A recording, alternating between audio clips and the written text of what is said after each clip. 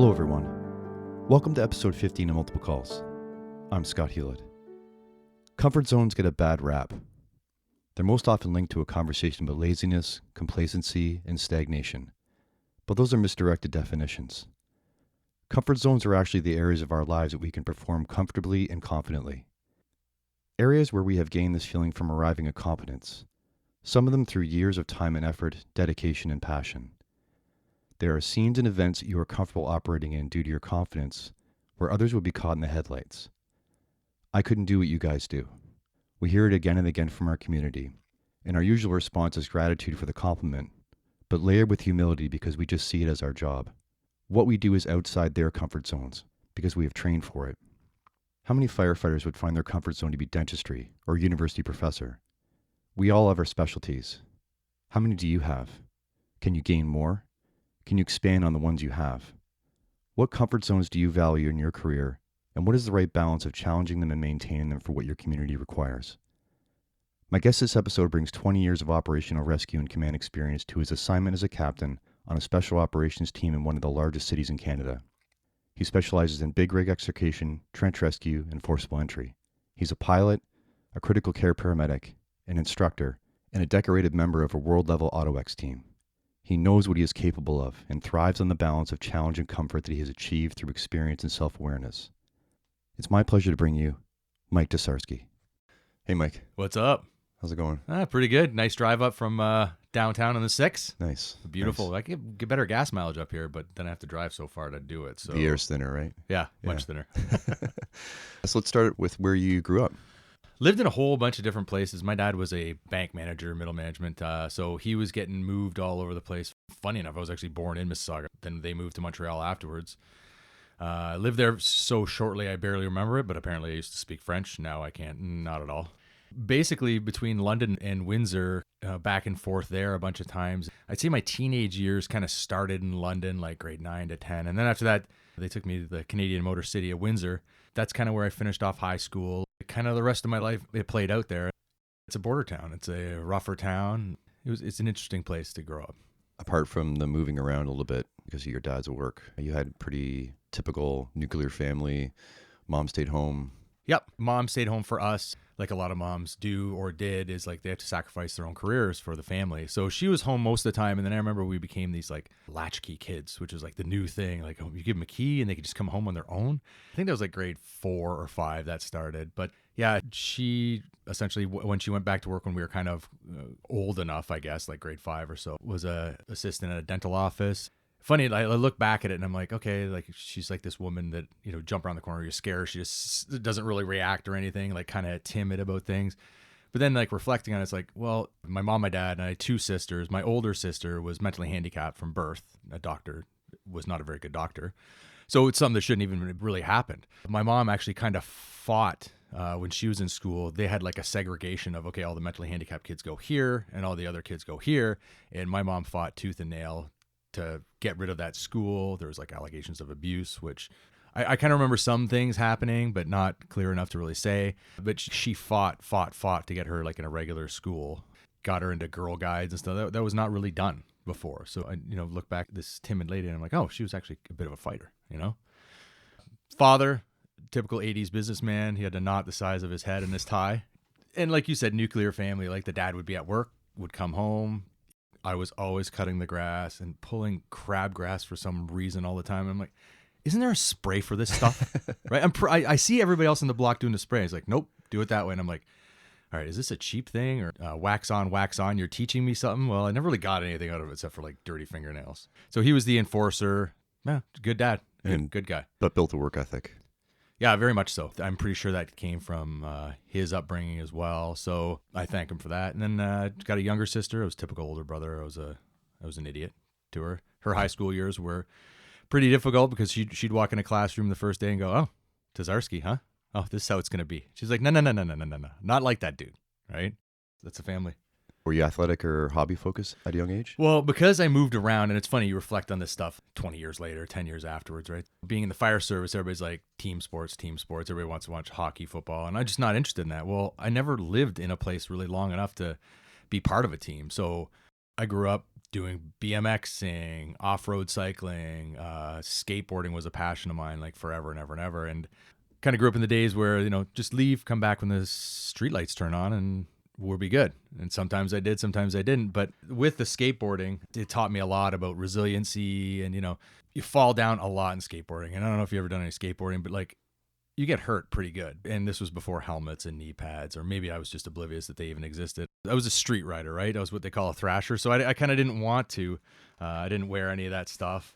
Kind of taught you resiliency and just to keep on going. I was determined to be the first person in my area in Windsor to do a handrail slide. So we used to sneak out at night and literally skate all night long. There's no cars, it's cooler out, and then eventually nail that handrail slide after whacking my head off the pavement a bunch of times. So when I get my hair cut nice and short, you can see all the divots in my head and, scars all over my back when I get a nice tan, So And you weren't thinking about all that back then, but now, given what you're doing professionally, that idea of drilling and practicing, the repetitiveness, the skill acquisition. Yeah.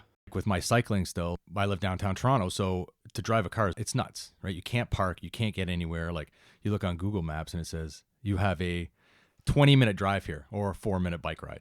It's -40, I'm riding my bike. I had an incident where I took my helmet off, put it on my handlebar, the chin strap went into the front tire, and it literally, I swear on my eyes, the whole bike flipped right over, right on Spadina Street, right downtown. I unclipped and landed on my feet, and there's a couple Australian tourists standing there. They're like, "Oh my God!" A horrible accent, right? But like, did that really happen? I'm like, did it really happen? Like, I'm checking myself to make sure I'm not, but like, it becomes natural. Your body just does things without even thinking. So when you drill and you train, your body's going to naturally do that. And like, luckily enough, teaching forcible entry with the group of characters I've had the chance to travel around with, I haven't taught forcible entry in, I don't know, a little while. And I just went out east and did it. And it's just, boom, it all comes right back. Or on a fire scene. At, everybody says 3 a.m. Well, 3 p.m. is really bad for me if I don't get a nap, right? But, but your muscle memory just kicks in and you just hit. It's training and drilling. Even with falling. Fell so much in my life, I just kind of know how to. Yeah, I've recognized that after having slips and falls on fire scenes as well. Well, that would have been a lot worse. But mountain biking and snowboarding, it's the spatial awareness. Yeah, and that's why I kind of want my kids to follow the same path, even more so. Growing up in the suburbs of Windsor, there was a lot of driving around when you had to go somewhere. That being said, my parents didn't really cart me around to gymnastics or anything like that. I didn't do it. But, my kids are already at 3 and 6, and we're not driving to school. We're walking. It's -20. You're walking. They're like, I don't want to walk. And I'm like, see that hospital over there? You point to sick kids, right? And he goes, there's rooms and rooms and rooms of children that wish nothing more to be able to walk to school, and you have the privilege of doing it, right? So enjoy that, realize that. I see my daughter gets it and my son regurgitate it. I want to put that in their fiber and their cloth. That's who they're going to be. And then riding scooters and skateboards and the bikes, people look at my kids and go, they're 2 and they're already doing that? Like my daughter was already on a scooter ripping up College Street, Little Italy. And everybody's like, oh my God, that's amazing. And, I see her fall. And a lot of parents like scramble and lose their marbles. And I'm like, hurts, huh? And she's like, yeah, gets up and she's good. Right. So I want to build that resiliency into them. Where do you fit in with the hierarchy of groups in school? I was on the 8-year plan, I believe. I think that was it. With the hierarchy, it was funny. Like I hung around with all the different groups. Like there's the football players, the jocks, as they say, the geeks, hung around with some of them, the guys in the band. After high school, it's kind of got along with everybody. I just, wasn't in a clique. I wasn't in a group. I was just like floating around. Where's the party this weekend? What's happening? And then somebody said to me, yeah, like you guys were the partiers. I didn't even really realize that one existed. Right. I'm not proud of it, but the truth be told, my high school career was not that good. I was like skating by at 51%. And the guidance counselor was like, well, they either like you or don't want you in their class next year. So there's your 51%. But, I'd go to school on Friday to see what was happening for the weekend. And I eventually made it through. I realized like, hey man, life's going to come knocking. You better get this piece of paper or life's going to be pretty difficult. But that personality probably served you really well as an instructor and even being in the fire service, given that there's so many different characters and people dynamics are huge. Yeah, that's funny you say that. I'd never even really thought of that, but you're right. You get a class of people. I just did a large trench course involving some of the biggest cities in our country. And very different personalities across the board. And you had to choose your words, I wouldn't say carefully, but differently, depending on who you were talking to. Like you could see their perspective may be different than somebody else's. Try and read the room and explain it again, have them regurgitate it back. Yeah, when you're instructing, especially a group of like 30 people from many outside agencies, and these were not college students. These guys are professional, high-level rescuers, and you got to like step up to the plate and make them interested. And find common ground. Yeah, in totally. some way to build trust. And 100%. And that's the thing. Like if you abolish that trust with a classroom, you're done. Might as well just walk out, shut the door. Right.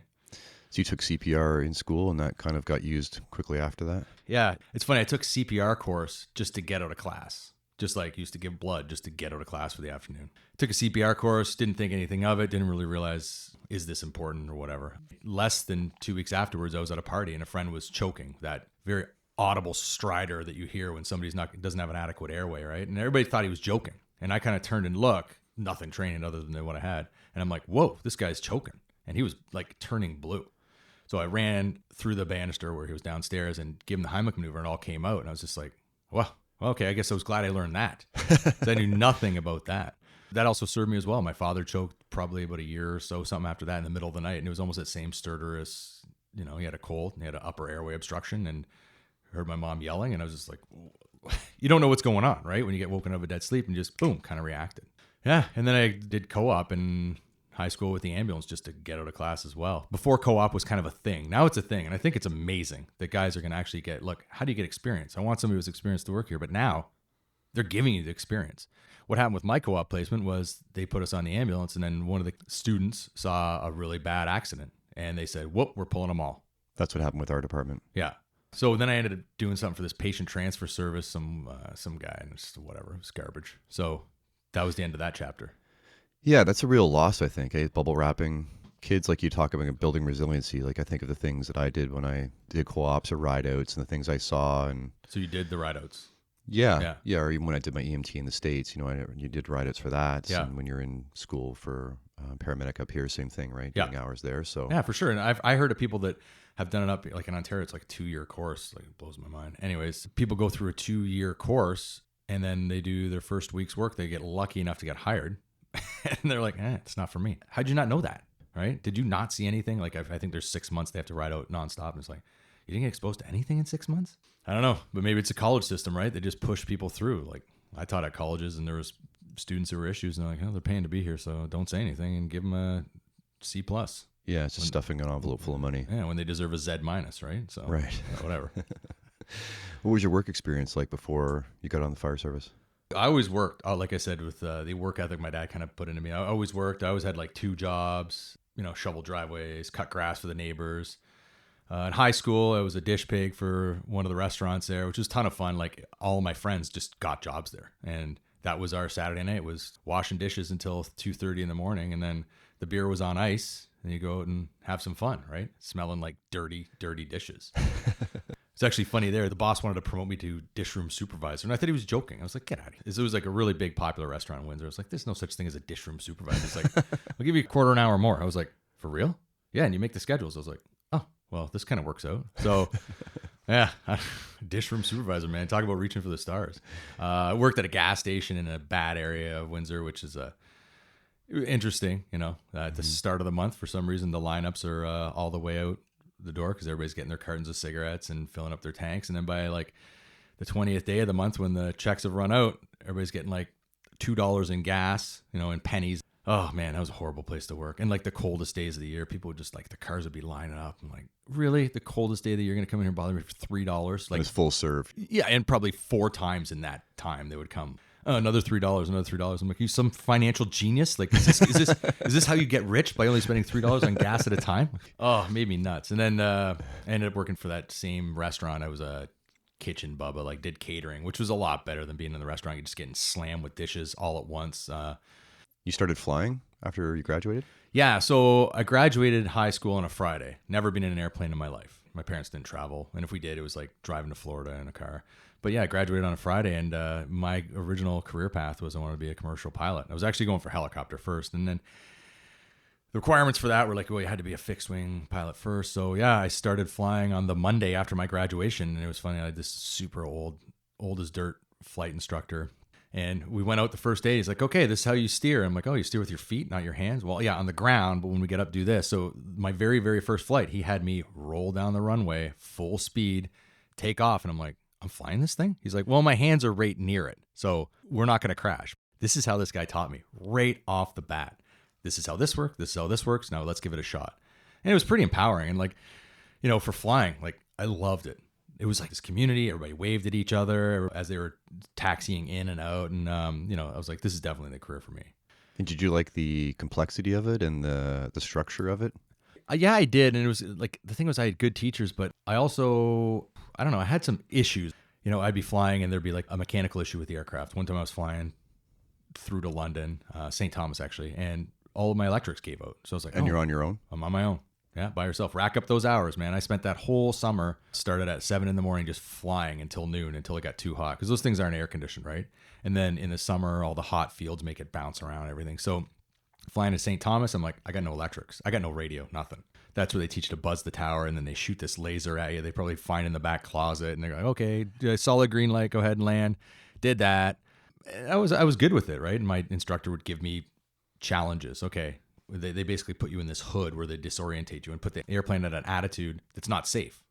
And then they go, okay, without looking out the window, figure out what you're doing and how to fix it. That's instrument flying. And I had a couple other incidents where I had a gyro failure. The false horizon you see with the brown and the blue thing that's supposed to be level.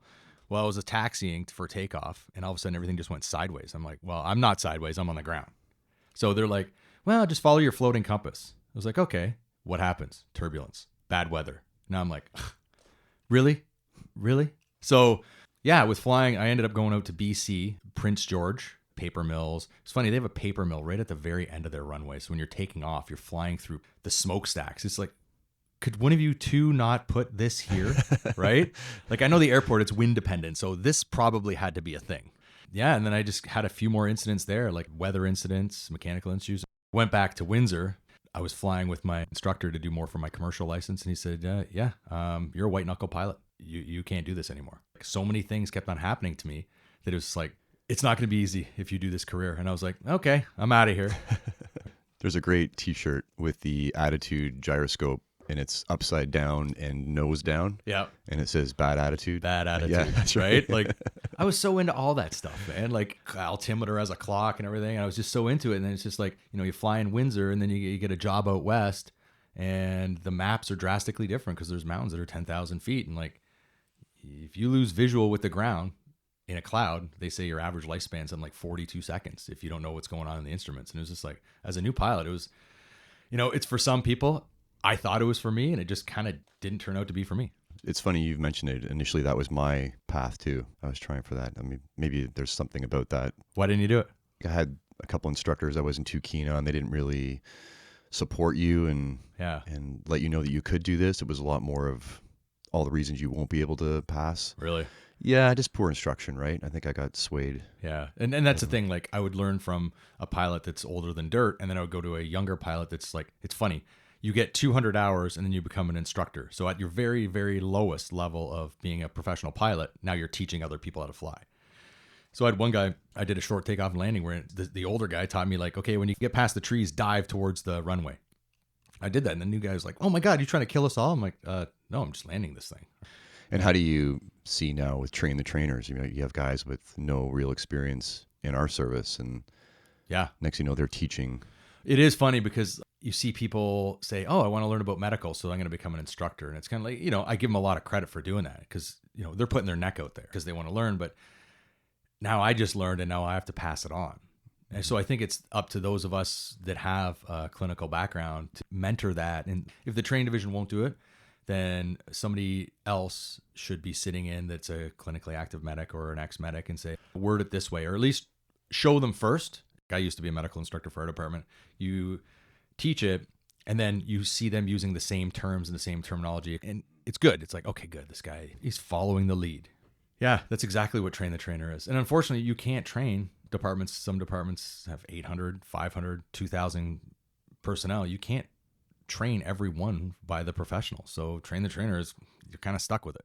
As long as you train enough trainers. You train one guy to train all the train the trainers, then you just diluted it. And if only one guy has one perspective, he's going to miss a whole bunch of stuff.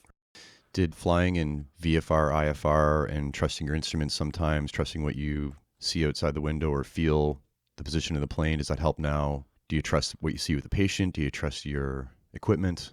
Yeah, you kind of have to put it all together. VFR is easy. That's visual flight rules, right? You go on a nice day and you just look out the window. Instrument, you start doing IFR, You have to trust your instruments. You have to. And I remember there was times where I felt like the aircraft was going sideways or tilting. And I'm like, nope, it's not. Because I got a airspeed indicator saying this, my horizon saying this, and my vertical distance up and down is saying I'm flying straight and level, even though my head is saying we're turning. You do have to trust that. And then as a medic, you can be seeing things, but if your monitor says they have a heart rate of 80, they're fine. They're not bleeding to death. Well, are they on beta blockers? Is there something stopping their heart rate from getting to 160 to try and compensate? You can't just take one part of the puzzle and you go, that's it. Meanwhile, their abdomen's getting distended, right? You must have an interesting take then on the recent 737 crashes and that piece of tech that, because of the positions of the engines on that new design of the plane, puts out the center of gravity, it tends to go nose up. So they put some piece of software in there that tends makes it go down. Makes it go down. And then there was a fight between the pilot and the computer, right? And the computer won. Oh, that's horrible. Yeah, I've been lucky enough. I'm just a part-timer on the air ambulance, and I've been involved in 4 incidents. Let's say forced landings kind of thing, Wow. And other guys have been there for like 30 years. Like, I've never had any of that happen to me. I'm like, oh, good. So I guess the old guys were right. Maybe I shouldn't be flying. Are you a shit magnet at fire too? Yeah. But the thing is, you can be a shit magnet, but I mean, when you work at a busier hall, you're going to be. As a new recruit, I got put at a slow station. Obviously, don't like that. And I got brought into a busier station, the busiest pump in our city. Our shift, for some reason, we've had over the years, we just get the big calls. We get the big booms, the big explosions. And lucky enough, I've been to a lot of them. Lucky or not lucky, who knows? How many people have been to an Airbus crash? Well, you embrace it. You don't want bad things to happen to good people, but if it does, you want to be there. 100%. Yeah, totally. That's what some people don't understand. Like we say, oh man, we had this really good call. And it's like, oh, but if a firefighter or paramedic says we had a bad call, it's like, sit down, eye contact, what's up? Right. Right? Yeah. Just with a simple phrase. Yeah, totally. Talk to me about beer truck deliveries. Oh, yeah. I sent you the article from Kegs and Cases. I don't know if Brewers Retail still has that, but yeah. So when I stopped flying, I'm like, okay, now what am I going to do with my life here? Right? You feel like an absolute failure. You don't want to tell people. You meet girls like, yeah, I was going to be a pilot, but now I'm too afraid. And now I work at the beer store, which, everybody said, oh, it's a good job. And I'm like, it's not for me. But it was funny, like talk about being a shit magnet. That article I emailed you, this stuff really happened to me. I was delivering beer and a lady got hit by a car 10 feet from me. And she was not like tapped. She was hit hard. Another one, there was a kid sitting in a car at a restaurant. The mom ran in to grab something and the kid put it in reverse. And the car starts going in reverse in a circle on a main street in Windsor. And everybody's just looking at it. And it's funny, there's that phenomena when there's more people around, less people will do something. I ended up running in the middle of the car where it was going in reverse and jumped in the driver's window and slammed it into park right before it hit a house. And I remember I hit it in park and I got slammed hard right against the post and everything. And I was like, oh, okay, whatever. And then went back to delivering my beer, right? Never thought of it. And then somebody came to the foreman at the Brewers Retail and said, yeah, your guy jumped in a car that was out of control.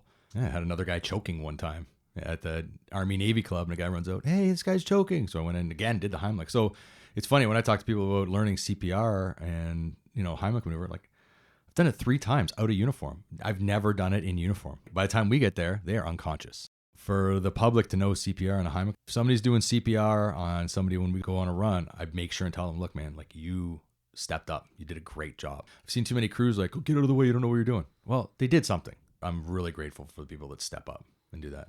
And that's always been a natural thing in you. You see a problem, especially with a car, you very quickly have to think, okay, there's only one solution to this, and you just act. I don't know where that one came from. The Heimlich maneuver stuff, that's just, okay, I just learned this and I can help. But the car thing, it was really, I remember looking around. I can remember this just like it happened yesterday. And everybody was on the sidewalk and just looking. And everybody in the parking lot started walking towards the car, but nobody was doing anything. Able-bodied people. It's not like it was all people in walkers. I don't know why, but just did. And then it didn't rattle me at all. Like I said, I literally went back to finish the delivery. Looking back on your skating days and that too, I think it's that risk-taking behavior or spatial awareness. I know I can get in the middle of where the car is driving around safely and stand there. And then I know I can make the window. Yeah, you learn how to be safe with skateboarding when you start doing downhills. We used to find the steepest hill we could in London and like try and push each other off the skateboards when we're going fast. So like, you're really talking about spatial awareness, man. Like, right. When you get pushed off your skateboard and you're running so fast, your shoes go flying off behind you. Right. I had that happen a few times. Yeah. When did you first become a medic? Yeah, so the aviation career tanked on me, and it took me a while to actually realize it tanked, and it took my parents even longer because they just spent like $50,000 of putting me through in it. So all these things that happened in the past, somebody just said, "Oh, why don't you be a paramedic?" And I'm like, "Oh, okay, yeah." I co-opted that in high school, not really on my radar. So I went to it was funny at the mall. They had the EMS information session, and I walked up to the teacher for the college, and I said, "Hey, I'm interested in this. What can I do?" And he said, don't even bother. There's no jobs. And I'm thinking why are you even here then giving information? I don't get it. So then I ran into somebody that knew somebody in the States, and they said, oh yeah, they'll take you in the EMT course there. And I was like, oh, emergency medical technician. Okay. I'll give that a shot. Maybe it'll point me in a direction. I'm not doing anything right now anyways. So I went to EMT school, Henry Ford Community College in Dearborn, Michigan. I just loved it. I couldn't get enough information. It's not a super high level pathophysiology thing for your EMT basic, but I wanted to learn more. And then when it came time to do your ride outs, there's a lot of people in my class who were like, yeah, I want to do this suburb or this suburb. I hear they sleep all night there. And I'm like, I want to be in the D, man. I want to be right in the middle of the 313. Put me down right in the center. And it was amazing. I had so much fun. It's a hardworking city, and it's a lot of people down on their luck. And especially back then, I think it was 94 or 93, something like that. It was a busy, busy place, and I just thrived off it. I remember the first time getting in the rig, sitting in the back, looking out the window, seeing the red lights flash off the reflection. I'm like, man, this is happening. This is me. Yeah. And my very, very first call in Detroit was the very top of the Renaissance Center, the building in the middle of the skyline. It was the very top. And I was like, oh man, they were like, oh, it's probably going to be a celebrity or something. And it was like, no, it's just a waitress with an asthma attack. But it was like, it's good. Your first call is that. It's like, man, is this a sign? It wasn't a BS call. And the other good thing about Detroit is like the lower priority calls are usually pushed off to the private sector ambulances. So we ran a lot of shootings, a lot of stabbings. I think it was like over a year I was there before I actually saw cardiac arrest because someone's ticker gave out. It was an interesting city. I met so many good people there. I loved it. When I get a whiff of the certain type of diesel fume from a Ford truck driving by, I go right back to Woodward Avenue, right in the middle of that city, right? Just flash right back in. I love it. Well, how was the transition then from working as a medic in the States to working here? There was visa issues. When you go to school there, they give you a visa. Transitioning over here, I was challenging the test. So with my EMT basic, because I did really well in my ride outs, they said, well, like, if we hire you on, will you work nights? And I'm like, of course I will. Like, that's what I do, right? And they're like, okay, here's your entrance exam for the paramedic academy. I'm like, whoa, 0 to hero. Here we go. Here we go. So did the paramedic academy, boom, more exposure, more medications, more drugs, more experience riding out. And then I go to challenge the Canadian or the Ontario, whatever it is, not to be too specific, but I would go in there and write a test and I'd pass it and they go, okay, now you need another test. And I'm like, okay, well, I've done all this. This is all my didactic, my school learning. Here's it. Like it mirrors this, the national competency standards. It's like, okay, well, you need to do this test. You need to do this test. Finally got to a point, I was in an interview and they're throwing pieces of equipment. They didn't even tell me what they were. And I figured it out. I'm like, oh, this is a ventilator. You put this on the patient like this. They're like, well, we don't know if if you're qualified to work here. I'm like, what is the heart on the right side over here? Like, what is the big difference? Like a skateboarder, man, they kept on knocking me down. Yeah. Charge them another $200, give them another test. And there wasn't a process for it at that time. And eventually I got it. They're just like, I don't know if they just gave up. They didn't want to hear from me anymore or what. But finally they said, fine, you can write the exam. Yeah, outwit, outlast, outplay. Yeah, okay, exactly. So I guess you've got a bit of an insight then into, what it's like to immigrate into Canada and, come over here as a doctor, engineer, architect.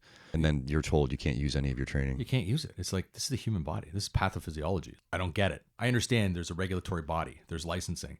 And now, from what I understand, the paramedic thing, okay, if you can tick off these standards, you can write our test. Of which that test, by the way, is ridiculous. Multiple choice answers. I'm like, if I see this heart rhythm, I'm going to treat it like this.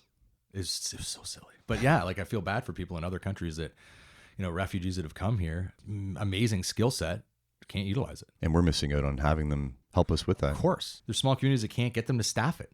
And we're just like basically just throwing that away. And now they're might be driving an Uber in downtown Toronto. Whereas they might embrace going north, right? Being a doctor for a small community. Totally where it's needed.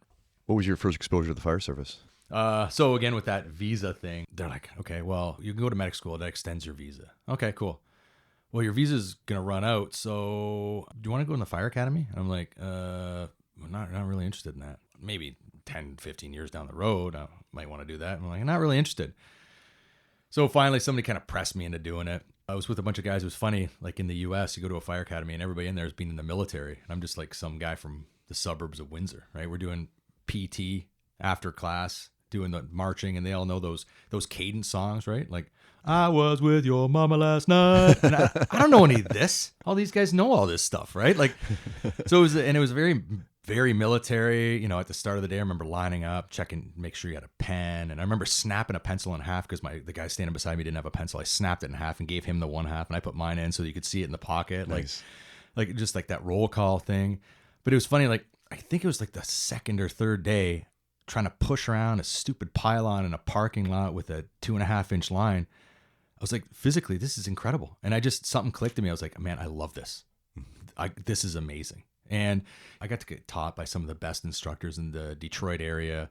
I faced a lot of my fears. When they did fires, it wasn't a concrete prop. It was a house. All right, this is a house. We're going to set it on fire. They didn't have little smoldering pots. They set this thing on fire. And it behaves like a house. It behaved like a house. Right. And I remember a couple people coming out like crying, literally. And I remember getting lost in one of them. Like, this is a real fire. Getting lost in one of them, and when the smoke cleared, I made my way out. Smoke cleared. I was actually in a freezer that had turned sideways, that the top was taken off it so a little kid wouldn't go in it. But I was in this freezer going like, where am I? Right? And I could see my handprints going around the inside of the freezer. So that was really good. And, you know, being with some of those instructors, one of our first rappels was the Pontiac Silverdome, which is now gone. I'm not a huge fan of heights, funny enough. Sitting in an airplane is different than being on the edge of a walkway. And I remember this one instructor, Jeff Nye, Pontiac Fire. He retired out of Pontiac when Pontiac Fire got made non-existent. I loved hanging out with this guy. He just looked at me and said, you let fear beat you here, fear's going to beat you the rest of your life. I mean, he just said the right word at the right moment. And this is a guy that I truly trust, right? This is the guy that tough as nails, dude, right? So I did it. And then I ended up doing it 4 times that day. And then we went out and had beers. And then we had beers like almost every other day after that. So that was the academy for me. It was like, you know, whenever you do these classes, there's always a couple guys or girls that always come out and do the beer thing. And it's funny, those guys just always seem to be the ones that do the best. So it seems like you're very much, when you see something that's a challenge that you may feel is a hole in your game or a weakness or just something you haven't been exposed to, you're very much drawn to that. Yeah. Do you like being the rookie? Yeah, I didn't mind it. For my rideouts in Michigan, I took a placement in a city called Highland Park, which is like right in the bullseye center of Detroit. Used to be big, used to be a very rich area. It's where the Packard plant is and everything down there. It's I took it there, and one of the guys in my academy was a police officer there. Talk about learning. You would literally drive by fires to go to fires. If anybody's ever heard of Devil's Night, it's like supposed to be the night before Halloween. Well, at that time in Detroit, they had the angels out. So they had these people with these yellow lights driving around going, hey, don't start fire. So they just said, okay, we'll just burn the whole week before. So you're literally like 7th on an engine company. I'm sitting on the doghouse with the irons in my hand going like, I'm not used to this. This is crazy. And they would put me first in on the pipe. Okay, you're dragging it in, right? And it was like, these are some of the guys that I was in recruit class. Used to be cops, you know, just running in, and you're first in on the houses in Detroit, the beaten down, dilapidated houses are mansions. Like, this used to be the richest city in the country. And you're stretching into this massive, massive house, flames rolling, those big wooden beams. Unlike, you know, these days they put houses up with a staple gun, right? You know, that week too, I stepped on a hot roof. I didn't realize, but one of the wires had gone down and went through the eaves troughs. And I ended up stepping my heel on one of those, and I felt a tingling in my legs. And I was like, whoa, okay. I mean, you might not want to step there. I think that's hot. I'm like, okay, I'm not going to step on that. That's an experience, Yeah, no kidding. I just felt the tingling, and I was like, okay, I'll get back on the ladder. I had so much fun doing that. What's your perspective on cowboy mentality and safety first for the firefighter? Where do you sit on that? Oh, man. This might be a hard question. This may not be a politically correct answer. I'm not looking for a politically correct answer. Man, because I know they give us safety gear, so we'll wear it. If I'm doing a forcible entry class, I got rules. You better have a helmet, safety glasses, and gloves on, because I'm telling you, that's what's going to hurt. But some safety rules go, oh, full bunker gear. It's like August. These guys are dying. When it comes to structural firefighting with smoke showing, like, come on. It's like having an active shooter in a school and a cop with a gun and a vest waiting outside. You've got the equipment to go in there and stop this. For us, this house is on fire. Our time to get in there and put this thing out is so much shorter than it was 30 years ago with all the glues. And like I said, they put these things together with a staple gun, gusset plates. And if we think somebody's in there, you've got a suit on, you've got breathing apparatus, you've got your face piece protecting, your helmet. It gets hot, put your shield down. I'm not saying go in and kill yourself, but make the push. That's what we're there for. I've framed it this way with people. If you're driving back home today and you see some smoke coming from a house and you pull up and something's going on, you don't have anything. No. You're probably going to walk up and try and see if you can open the door. Try the door, take a peek in. Take a look. And if you know you could make a room and sweep it and come back out, you probably are going to do that with nothing on. So then you dress in full firefighting PPE and you think you can't, like you're a freaking superhero most of the time. Yeah. In most situations. Yeah, like I felt it. I've got my shoulders burn and stuff like that, and like, melt the front of your helmet. But the people inside don't have any of that. And the biggest thing is that we have is water, right? When we get there, man, like throw water. This mentality of like, when I got hired in Canada, I was like, what are they talking about? Go down the stairs and search around the fire because you don't want to steam them. I don't understand this. Shouldn't we be flowing water? And I remember learning that in the can in Detroit. And I brought it here, and one of the training officers was saying, no, that's horse cocking. We don't do that. Oh, no, you can't do that. You'll kill everybody. And I'm like, but I'm trying to put this out. And that mentality stuck here for so long. It still exists. Once I became a toy captain, acting, or whatever you want to call it, I had a little bit more influence of this is what we're doing. Like when I worked on the rescue, we didn't even have water, so I would just steal somebody else's line and do it. But I mean, we would open up the bail and just go. Because luckily enough, the group that I run with get exposed to engine company operations, even if they're not doing it here on my department or neighboring department, but to know to flow water. And that's the thing. It's so nice to see that guys are understanding that, hey man, it's okay to get that one piece of drywall wet because guess what? They're replacing it anyway. Service master or whoever is going to come in here and rip all this stuff out and they're going to replace it all. But I can't replace you or your crew or whoever may or may not be in that house. Like give them a chance, man. I'll always make the push. I don't know. When I get on scene, my thing is, even if I'm the 6th truck, squad 1 moving up. That's what we're doing. I'm not waiting. I'm not staging level 1. I'm going. And the chiefs see that. If you're out of sight, you're out of mind. Yeah. Oh, no. I'll always walk right past the DC vehicle and point at my helmet plaque. Not that I need to because they know who I am, but I'll point at this. We're here. We're ready to be assigned. We always get assigned. You got to build up a trust with your chiefs and you can't let them down once. You can't have a bad day. If you have a day where you're just like not there and it turns out to be a worker on the 13th floor and you just sat in your rig, now you've lost all that trust. And now, maybe you guys aren't there all the time. The good thing is my crew has never looked at me and said, nah, I think we should wait. And I give them the power to tell me things, and they don't. We were at a fire recently, and we were one of the last trucks in, and we just walked up the stairs, and I turned around and looked at them. They're just like carrying the hose, carrying the irons, carrying the hook. Nobody's even saying like, well, they said there's nothing showing. Well, there was something, and that's happened a couple times. That's kind of the trust that I want all the district chiefs in my area, or even my fellow coworkers, to know that, hey, I got your back. We got a haul just south of us, and they're a heavy hitting fire team, man. And they know they're always racing us. We're always racing them. But you know what? I know that they've got my back, and I know they know that we've got theirs. And it's really comforting to run with those crews that the crews around us. Usually the busier crews are in the city centers, and we have all good crews there. And you measure this aggressiveness. Obviously, it's tempered. I just think about that experience you had crawling into that freezer and not even knowing where you were, and then coming out and realizing, oh my God, that's what I was inside. And then we're obviously all aware of, the Worcester fire and, the guys getting lost in the walk-in freezers. So it's not like you're blindly running in without thought. It's educated. It's knowledgeable aggressiveness. At least now we have the thermal imaging camera, which I try and really refresh with every morning, 0700 hours. I don't go have a coffee. I don't make eggs. I ding the pole, which makes the other shifts crazy. Say, hey, T-Bone's in. I'm going to be checking in my stuff. And when I check in the tick, I check it in. I make sure everything's going. I do in the pattern that I would if I'm doing a search in a room. I put my hand on the wall, make sure I have a thermal difference. Check and make sure the laser sight, everything in it, make sure it works. And then the air, that's not my air, that's my daughter's and son's air, right? That's the way I look at it.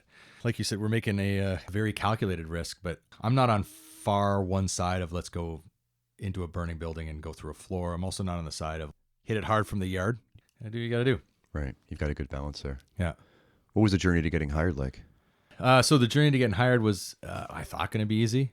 I'll admit I was a little bit cocky. I was like, oh man, because I took my resume to a couple of the fire departments in Windsor and said, hey, this is what I got. And I showed them the list of all the things that I had, these pieces of paper, which 20 years now on, I'm like, I couldn't care less about paper, right? But they're like, oh, you're going to get hired on as a captain joking around, right? And I'm like, oh, I got a shot here. This is good. Put in my application. I'm hearing other guys going, yeah, we're writing the exam next week. Well, aren't you coming? I'm like, I didn't get a letter. And I was like, what happened here? So I went to City Hall and said, like, what happened here? Human Resources. They're like, well, you didn't have CPR. And I'm like, I'm an EMT paramedic. I have all that stuff. Yeah, but you need CPR. And I'm like, I have it. But on the application, their fault or mine, right? I didn't put CPR. I said EMT paramedic, state of Michigan. Right. But box not ticked equals don't have it. My interpretation of the question was, what's your highest level of training? And then there was like, do you have WMIS was the other one. And they trained me to hazmat technician. Yeah, I put hazmat technician. Yeah, but you need WMIS. This is for rail cars, not for a can of WD-40. So you had some insight into the bureaucracy. Yeah, so I was like, oh man, here we go. So it was when one door shuts, another one opens, or you can make it open, I guess. So I just started applying everywhere. And I was just like working all the money I would make, delivering beer or whatever, would go right to paying for another exam. I applied all over the province. And the good thing was like we'd write that silly exam, but I would see familiar people, be sitting in this auditorium with, 3,000 people at that time. And I'd see some people walking out and I'd be like, I recognize you from the last test. I recognize you from the last test. Let's go out. We'll grab a bite to eat. We're going to write down all these questions. We're going to get this because this is farcical. How do I write for one department and pass and the other one write it the exact same way and fail? Let's figure out this together. So we did. And out of that group, there's probably like 12 of us. 11 of us got hired. And the one guy that didn't was the guy that always took information and never gave it. So I don't know if that's a karma thing, but that was the journey to getting hired. And I remember like it came down to a point where they say when it rains, it pours. So I finally challenged my Ontario provincial paramedic license, got it, got hired by Windsor EMS. Then I get shortlisted for like 4 departments all at once. And I'm like, whoa, okay, this kind of happened. It was a year of climbing uphill battles. And all of a sudden, boom. So what do you choose? And I wanted to choose a large urban center. And I talked to other people and they said, your department is one of the most progressive in the country. You should choose this. And I was like, okay, I don't know anything about anything, but I'll do this. And super happy I chose it. I like being in a big city. I like the lateral opportunities that you have. You want to do other things, right? As you can attest to as well. Not to say a smaller department isn't as good, but I don't know. I just like being in the center of a whole bunch of high rises and then being on a 20-lane highway. Right? I tell the guys I work with from New York, it's like, yeah, my first due was a 20-lane highway, busiest stretch of highway in North America. They're like, 20 lanes, bro. They don't believe it. And you show them on Google Maps. They're like, oh my God, they don't believe it. So what's your perspective then trying to get your certifications and experience seen from the States to Canada? And then your perspective on, writing for one fire department and then, passing and writing the same test in another department, not. So what are your thoughts on standardizing? So a country like New Zealand, right? If you want to go from Auckland and just swap with someone in Wellington, you just switch. You've traveled around and taught with a lot of departments. What are your thoughts on standardizing province-wide, Canada-wide? Is there pros, cons to that? What I truly like is the fact that my fire certifications from Michigan transferred over here, no problem. And to this day, right? People are like, oh, I took a course in Texas. Everybody knows Texas, right?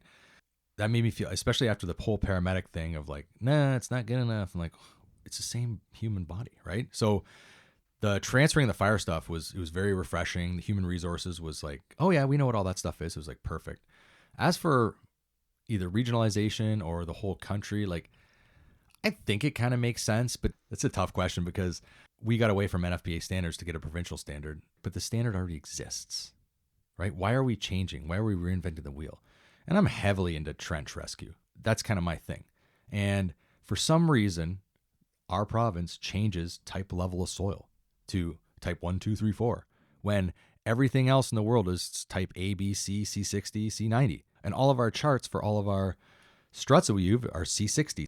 But now we've got to somehow translate it. Why did somebody want to create a job for somebody and just go, I got a good idea. Change C to 3 and we'll give you $120,000 a year. Thanks. Right? It's farcical. I don't get this. And I bang my head against the wall because I have to teach the provincial standard. But then I also have to say, this is what it means. On this chart here, this is what you're looking at. So in your test, understand what this soil is, but you also need to understand your charts you're looking at that are written in a different language. If everybody just kind of followed NFPA globally, I think we'd be better off. Yeah, and it's a common thing in the service to say when you're speaking about a certain topic, a skill, especially fire tactics, take what you can away from this, apply it to where you work. Your buildings may be different. I understand country to country or state to state, province to province, there may be some differences here and there. Yeah. But the science is science, physics is physics, fires burn the way they burn. But it seems to me it's frustrating that if I'm working in Brampton and I want to apply to Mississauga, I have to start all over again and learn the Mississauga way. Yeah. When geographically we're basically the same. There's Yeah. no difference. Well, and the thing is, a large urban center, you have high rise, but you've also got residential and commercial. And we're mutual aid. We will come down, all of a sudden we're working with you. Yeah. But if I wanted to apply to work as a Mississauga firefighter, I have to start all over again from the very bottom up. Welcome to cleaning the shitters, bro. Right, yeah. Right? Yeah, there you right. go. Well, Yeah. I mean, on that end of things, you'd happily do whatever it is you want to be seen as a rookie in a brand new department. I could care less, but the idea that you can't just transfer to a department that's right next door to you. In that aspect, I would agree. You know, maybe in my last 5 years, I want to go work in some Pumpkins Corners department, but I don't think so. Right? Because, you know, when you work at the slow hauls, you know, through the promotional process, which a lot of people go through, I got put at a couple slow hauls. And when those tones go off, you feel it more. But when you're getting slaughtered for 24 hours straight, yeah, all right, this is what we do. Here we go. Yeah, let's go. Slide down the pole. Let's go do another one. Could be real, could be not, but expect fire, right? Always. When did you first get involved with special teams? When I was a rookie, they put me at a really slow station, and then district chief, I don't know, maybe thought I was a good worker, brought me to headquarters, station 1. It's the busiest pumper in the city. It runs. You put your lunch on the truck and you just go. See ya whenever. I did that for a while, and then one of the training officers that taught my recruit class was on the special operations team, so the hazmat, rope, confined space, all that stuff. And he said, you know, I remember you in recruit class saying you really like doing this stuff. And I said, yeah, like I kind of have an exposure to it from Michigan. I'm interested in it. I'm happy to do the extra work. So they kind of recruited me for the special ops team, but the chief at my station didn't want me to go there. So they just switched me when he was on vacation. Probably not the best thing to do, but best thing for me. It was a lot of extra training. When you get hired as a recruit, all of them, yep, I'm going to give 100% for the next 30 years. But if you get on a special operations team, you have no choice but to do that. You have to do all this extra work and do it just for the passion of it, because There's no extra money. no money. And you know what? I've talked to guys in departments where they gave extra money and it was the worst mistake they ever could have done. Really? Yeah. Well, now it's by seniority. Yeah. I want to be on the specialty team to make an extra 17%. Interesting. And then they get like humps in there. Right. But like one of the things I just said to our recruit class, would your rookie that you were 20 years ago look at you today and be proud of who you are 20 years later? Right. Did you live up to your standards of what you were back then? Or are you just a city worker? There's a lot of people in between that really care, but just don't feel they need to do the extra work. But a lot of that sometimes is from upper management. Like you get beaten down so many times, you're just going to go, why? Why am I going to bash my head against the wall? But it takes usually guys that are special operations teams, they kind of stick with it. But they also kind of stick with it because they have to.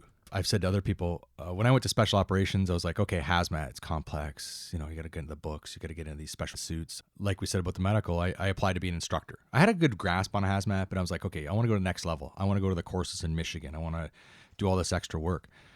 But then when you become a hazmat guy, like now you're a hazmat guy forever. They were talking about separating hazmat from the rest of our special operations, which in my opinion is a good idea. Other people may not agree with that. But, you know, I wanted to reinvent myself. And I'm like, okay, I like hazmat, but I like heavy rigging and I like trench. And these are my passions. Mm-hmm. But you're the hazmat instructor. And I'm like, gotta shake it. Be the rookie again. Yeah. Trying to reinvent myself and writing programs for rigging and rescue and trench and stuff like that. And then boom.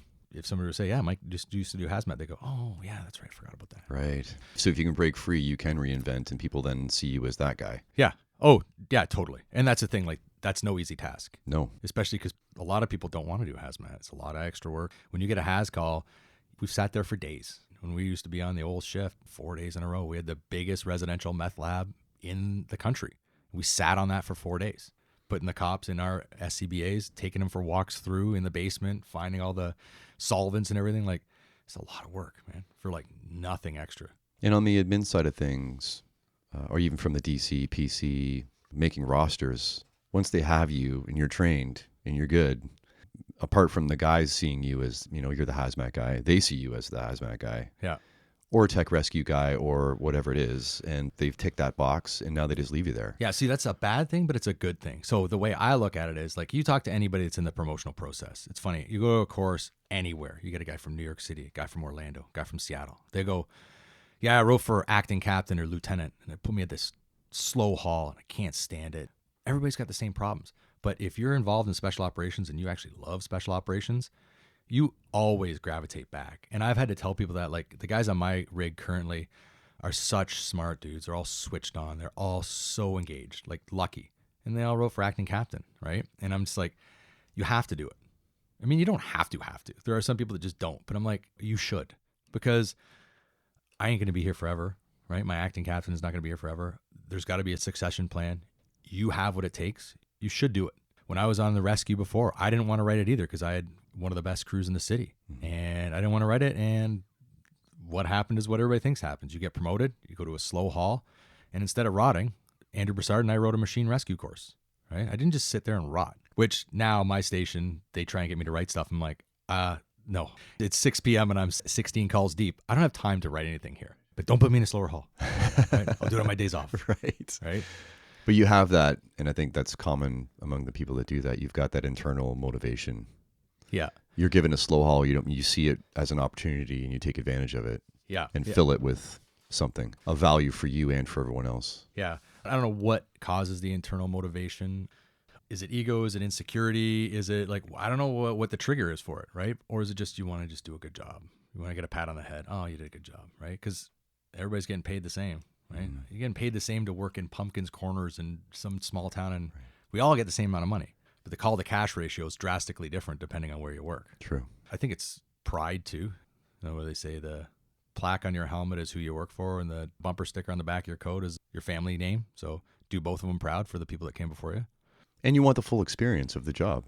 Yeah. Oh yeah, totally. I love it. And that's it's the intangibles, right? Yeah. And that's why there's times where, like, in the middle of the night when we're getting run ragged, you know, you look up and look at all these high rises, and even if it's a BS call, it's like, I love working in a city. Yeah. You know, it's kind of nice. There's never a shortage of something happening. And even some medical calls are just rewarding. Just understand what's going on. It's a stimulating environment, and I'd like to be part of it. Who are your guides and mentors? The guys that do it for the love of the job. That's kind of a no-brainer. But there's a lot of guys that they put their names out there because they want to sell a product or some course. They want to be known as the guy, or they want to be a ladder climber and be like, you know, they want to wear a white shirt, but for the wrong reasons. Guys that do it for the love of the job, those are the guys I really look up to. Like currently my acting district chief, you can see he just misses being on the inside of the building. He misses doing the calls. But that's the kind of guy I want to go through the ranks. I want a guy that wants to do that. I want a guy that gets it, that has gotten it, right? He's got street cred, worked on the same truck as me, running all day, all night. Now he's in a better position to make influence. Another guy I worked with on the rescue is my acting captain. The night our pumper got hit and two of our guys almost got killed. Now he's a division chief. This guy, I was on Auto X team with him too, and we've been through battle together. Now he is in such a good position to make change, and he is making a ton of change. So guys like that I hold very, very highly. I'm a huge fan of these guys, and I'm just glad that they're there because really, okay, so they may make 15% extra when they are acting or when they're this, but I mean, there's a lot of guys get 15% more that don't have that passion. And they also have the admin knowledge, which is something that I'm very, very, very lacking. Right? Hey, Mike, there's an email about that. I'm like, oh, emails. Cool. And lacking because it just doesn't interest you, right? I mean, yeah. Other things you've noticed that you've been lacking in over the years, you just gravitate to it and you just absorb it. Totally. You could do the same thing with men's stuff, but totally. No thanks. Yeah. And like, I don't want to make this sound like Academy Award speech where you get cut off of the people, but like, you know, the group of friends that I run with as instructors, we met each other because they are instructors. A lot of times at some colleges, it's like, hey, I got a job at a college. I'm going to hire all my friends to teach at a college too, right? And they may not be the best, but they're like, hey, man, I'll give you a job. I'll make X amount of dollars. And what are we doing next week? Don't worry about it. Just show up. I know this. I taught for two colleges. Yeah, the students want to know the difference. They want to know the difference. We're the big shots on campus. I heard that all the time, and I was just like, at first you try and convince yourself, well, yeah, you know, I'm refreshing my skills, but how much can you refresh putting up a ladder? Yes, you need to do it all the time, but when I'm teaching the basics of the basics, not like we're like teaching VES to these guys. And you almost want to keep on calling them kids, which you can't do. As for mentors, I mean, hands down, one of the best guys for me, Andrew Broussard. I met this guy day one, and him and I just clicked.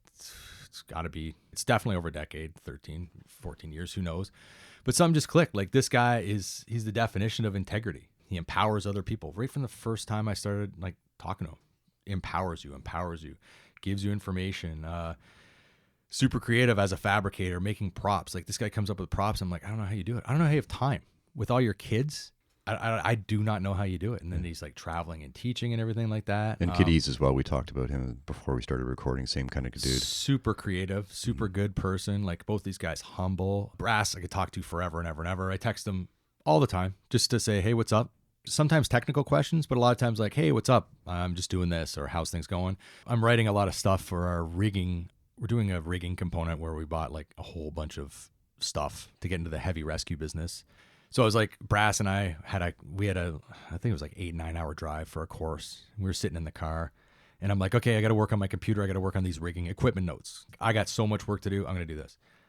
I ended up talking to him the entire time.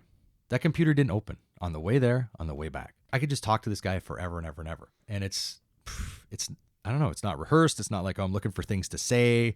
It flows, common interests, funny. He's got stories. I've got stories. Like just amazing person. I can't say enough good about him. And if you've been in situations where you might be around people that you don't click with in that way, you know, you get moved to different stations, or you meet someone on a different department. Yeah. Do you find it still really inspiring and reassuring to know that they exist? They are in the same thing as you are. Yeah. It keeps you from feeling alone sometimes. It gives you hope, right? Those are the guys doing the special operations stuff or tech rescue, whatever you want to call it.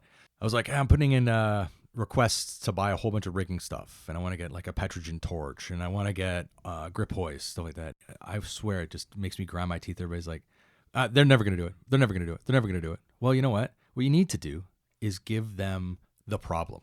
Well, this is our problem. This is our solution. This is what it costs, and this is how you implement it. That's what they want to hear. And then they'll go, okay, here's $80,000 to buy stuff. I just couldn't stand that everybody's just so defeated. Like, it's never going to happen. Well, guess what? It has. And then you look back and go, man, we did all this stuff. But it takes a lot of blood, sweat, and tears and time. Planting seeds for trees of shade that I may never enjoy, right? Couldn't be truer. I think it's going to pay off. Who knows? I feel really good about it. And, you know, if my bosses want to empower me to, again, we're talking about empowering people. These are my suggestions, and I think this will work because of this. And then you empower me, I'm not going to let you down, right? Yeah. Even one little thing. Like I said, you do one bad thing, try and get away with something, done. You're done. Integrity is something, I said that about Brass, but, I tell my kids that all the time. Like, you do not sell your integrity for anything. No shortcuts for integrity. That's my thing. No way. And do you find having these projects that are long-term things gives you a balance of having your immediate gratification of crisis management and then balancing out a little bit of project management? Like I've said to the guys on my truck or guys that are involved in special operations, what we've done for the heavy rescue stuff that's still being implemented, this is going to be, in my opinion, the first legit heavy rescue that I know of in the country. And it's not going to die. You know what else isn't going to die? The fact that we got smooth bores on all of our pre-connects and stuff like that. We've all been in high-rise fires where all of a sudden, thump, you got this fog stream and now nothing's coming out of it because there's rocks and everything like that. I'm fighting the fight in our department right now. Yeah. So our culture is that we're past that now. And I've been to at least 3 fires I can think on the top of my head where no water. And it was due to not having a smooth bore. Engine company classes that the guys I know teach, one of the examples they do, they throw a bag of potato chips in the standpipe and it literally, it's done. You got no water. Right now you got problems.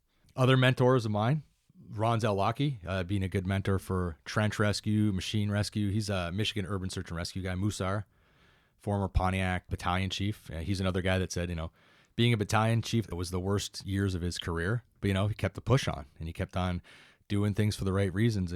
Like taking one for the team. Very much so. He's in retirement for a long time. And now, I look at him and he's still making the push. He's still doing research in trench. Trench is one of my passions. He'll send me a 300-page article of a study and I'll read it.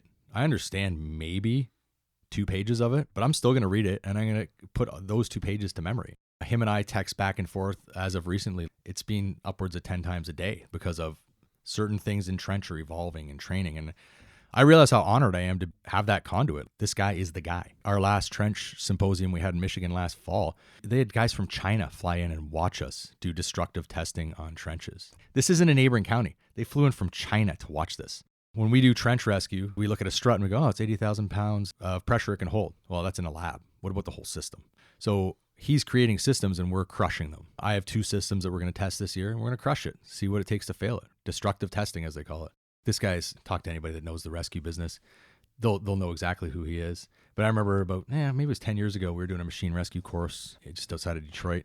pulled me aside the last day and he's like, come here, I want to talk to you. I was like, oh man, I'm getting in shit. Because I'm always the class clown, goofing around, making funny statements, stuff like that. Pulled me aside. He just said to me, sometime you just know when you're talking to a good fireman. And I was like, man, that floored me. Oof. Yeah. It's a nice compliment. I didn't expect it. Gives you goosebumps. It just did. Yeah. Yeah. And meanwhile, I thought I was getting in shit for something, right? But when he did that actually did something more for me. It made me like, I'm not letting this guy down. So I don't know if that motivated me to do more, but it definitely made me feel good. And the guys that we were in there with, the group of people that we were doing the machine rescue with, all amazing dudes. That was a big, big moment for my fire service career. One of my biggest guides and mentors is Billy Leach from Big Rig Rescue. Everybody uses the words Big Rig Rescue, right? Big rig, we're a big rig. You're not big rig unless you're from Billy Leach's camp, okay? He's the one that invented it. He's the one that did all the courses, didn't get a lot of money for doing it. He would have sponsors come and show their stuff, but he's like, I am not endorsing this. If we make it fail, I'll tell him, your stuff's garbage. He died last year in May. Him and I, again, we spoke quite a bit. At the time of his death, we had just finished, like I said, we're trying to build a heavy rescue company for my city. So I was like, okay, I know quite a bit about heavy rescue equipment, being around the block with the instructors that I know and everything. So we basically built a comprehensive list of what you need to be on a heavy rescue. You need type 100 chain minimum. You need cradle hooks. You need grip hoists. You need snatch blocks. Put together a list of everything you need to be a turnkey heavy rescue. And anybody that's talked to me, I've talked to guys from other cities and like, so what do you need? And I'm like, here's a list. Just get the money. Again, what's the problem? What's the solution? What does it cost? How do we implement it? And boom, here's your list.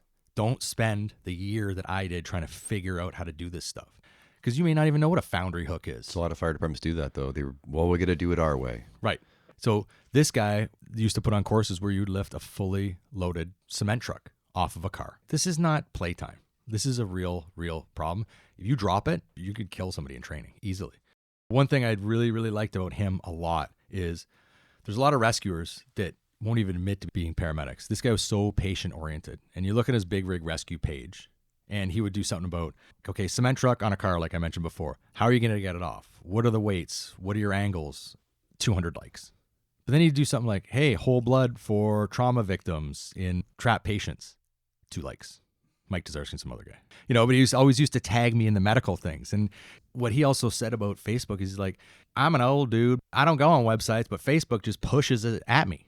A bad accent, right? But he had something there for an older dude. Like, he was right. Facebook, it pushes what is important to you. It's a tool that you can choose to use properly, or it can be a waste of time. Yeah. Oh, totally.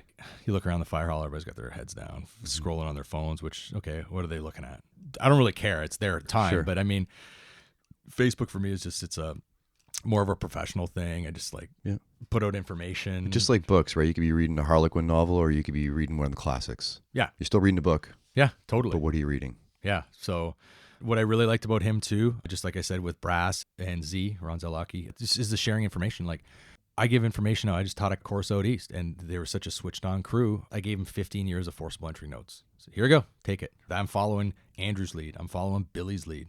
He gave me so much stuff, and he'd always say to me, please share. Didn't want any money for it.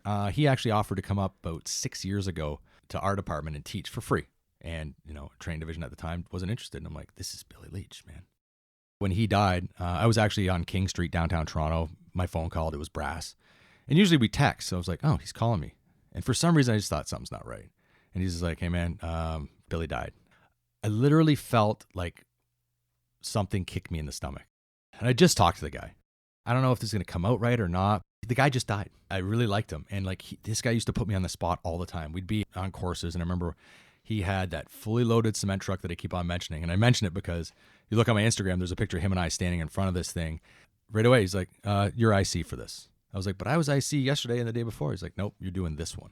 He wasn't doing it to be mean. He was doing it to push me to my limits. Just like doing things like podcasts, public speaking, right? You pushes you out of your comfort zone to help you grow. You may feel like you're not capable of doing it, but during it, you'll find a lot of it that you are. Yeah. That was a great scenario because we were with Ohio Task Force 1 doing a course down there, and it's task force, right? These guys are great. A lot of heavy metal being pushed around and supported and chains and stuff like that. And I remember we lifted the cement truck barrel 4 inches.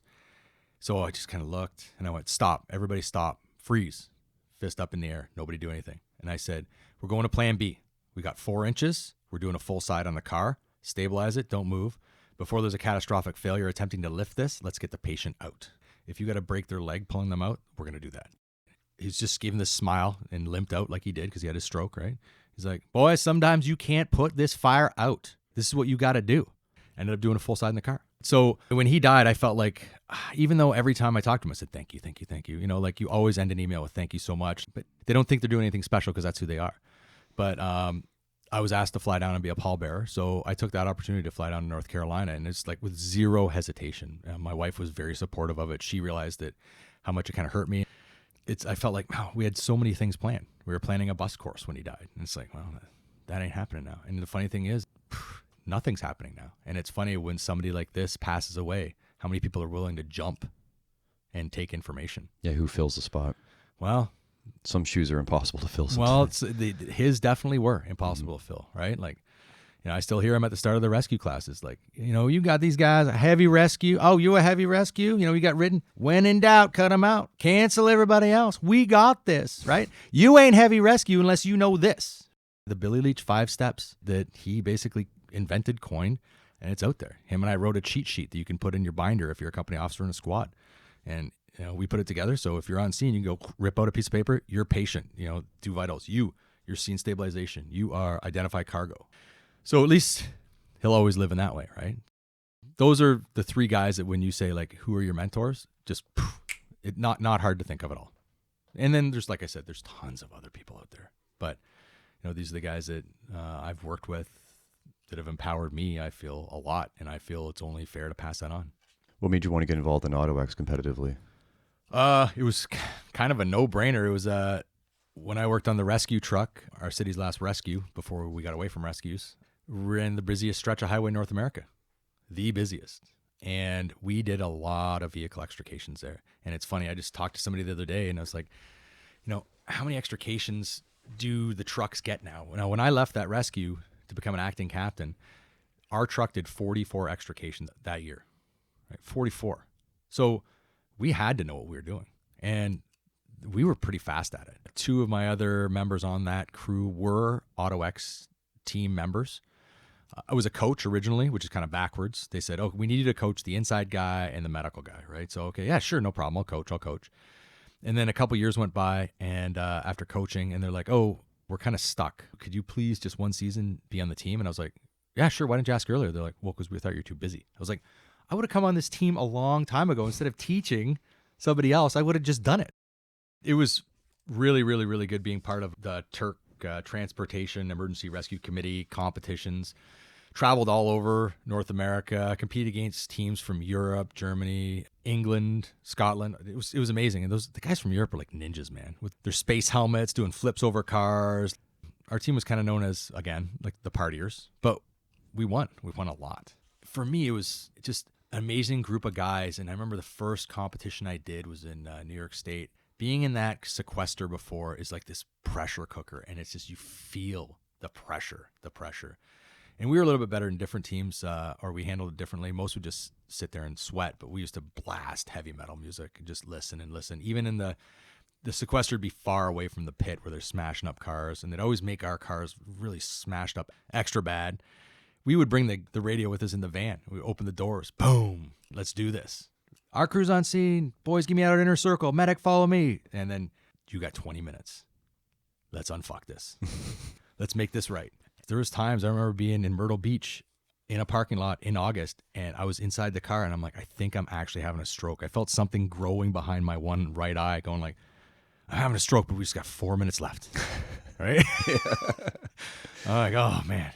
That's the one where we won first place for every type of pit. And we did really well that one.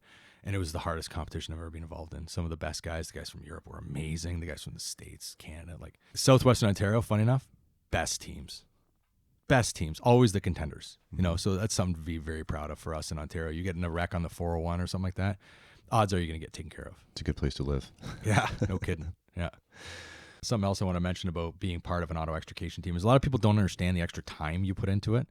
Guys in those teams put in hundreds of hours of extra training in difficult situations, right? Again, being put in a pressure cooker, like you don't get paid anymore for this. When I did it, it was you come in every Tuesday, and unless your kid's in the hospital, you better show up. And that's kind of how it is. And guys look at that and like, oh, you guys just want to go party. Oh, yeah, sure. After the comp, we will. But that's a lot of work. Other things like Firefighters Without Borders, that's a ton of time commitment. Guys that do benevolent funds, blood drives, these guys do so much extra work that really just guys don't even acknowledge it. When you've been there, you look at, we have people that do the combat challenge, fire fit, toughest 2 minutes in sport, right? And I look and I go, hey man, thank you for what you're doing. You're representing us. And I know it's an extreme time commitment. And the look is like, ooh, nobody says that. They usually just say, oh, you're on a gravy train because you want next shift off. No, man, I'm going to run upstairs until I'm going to vomit my mask, right?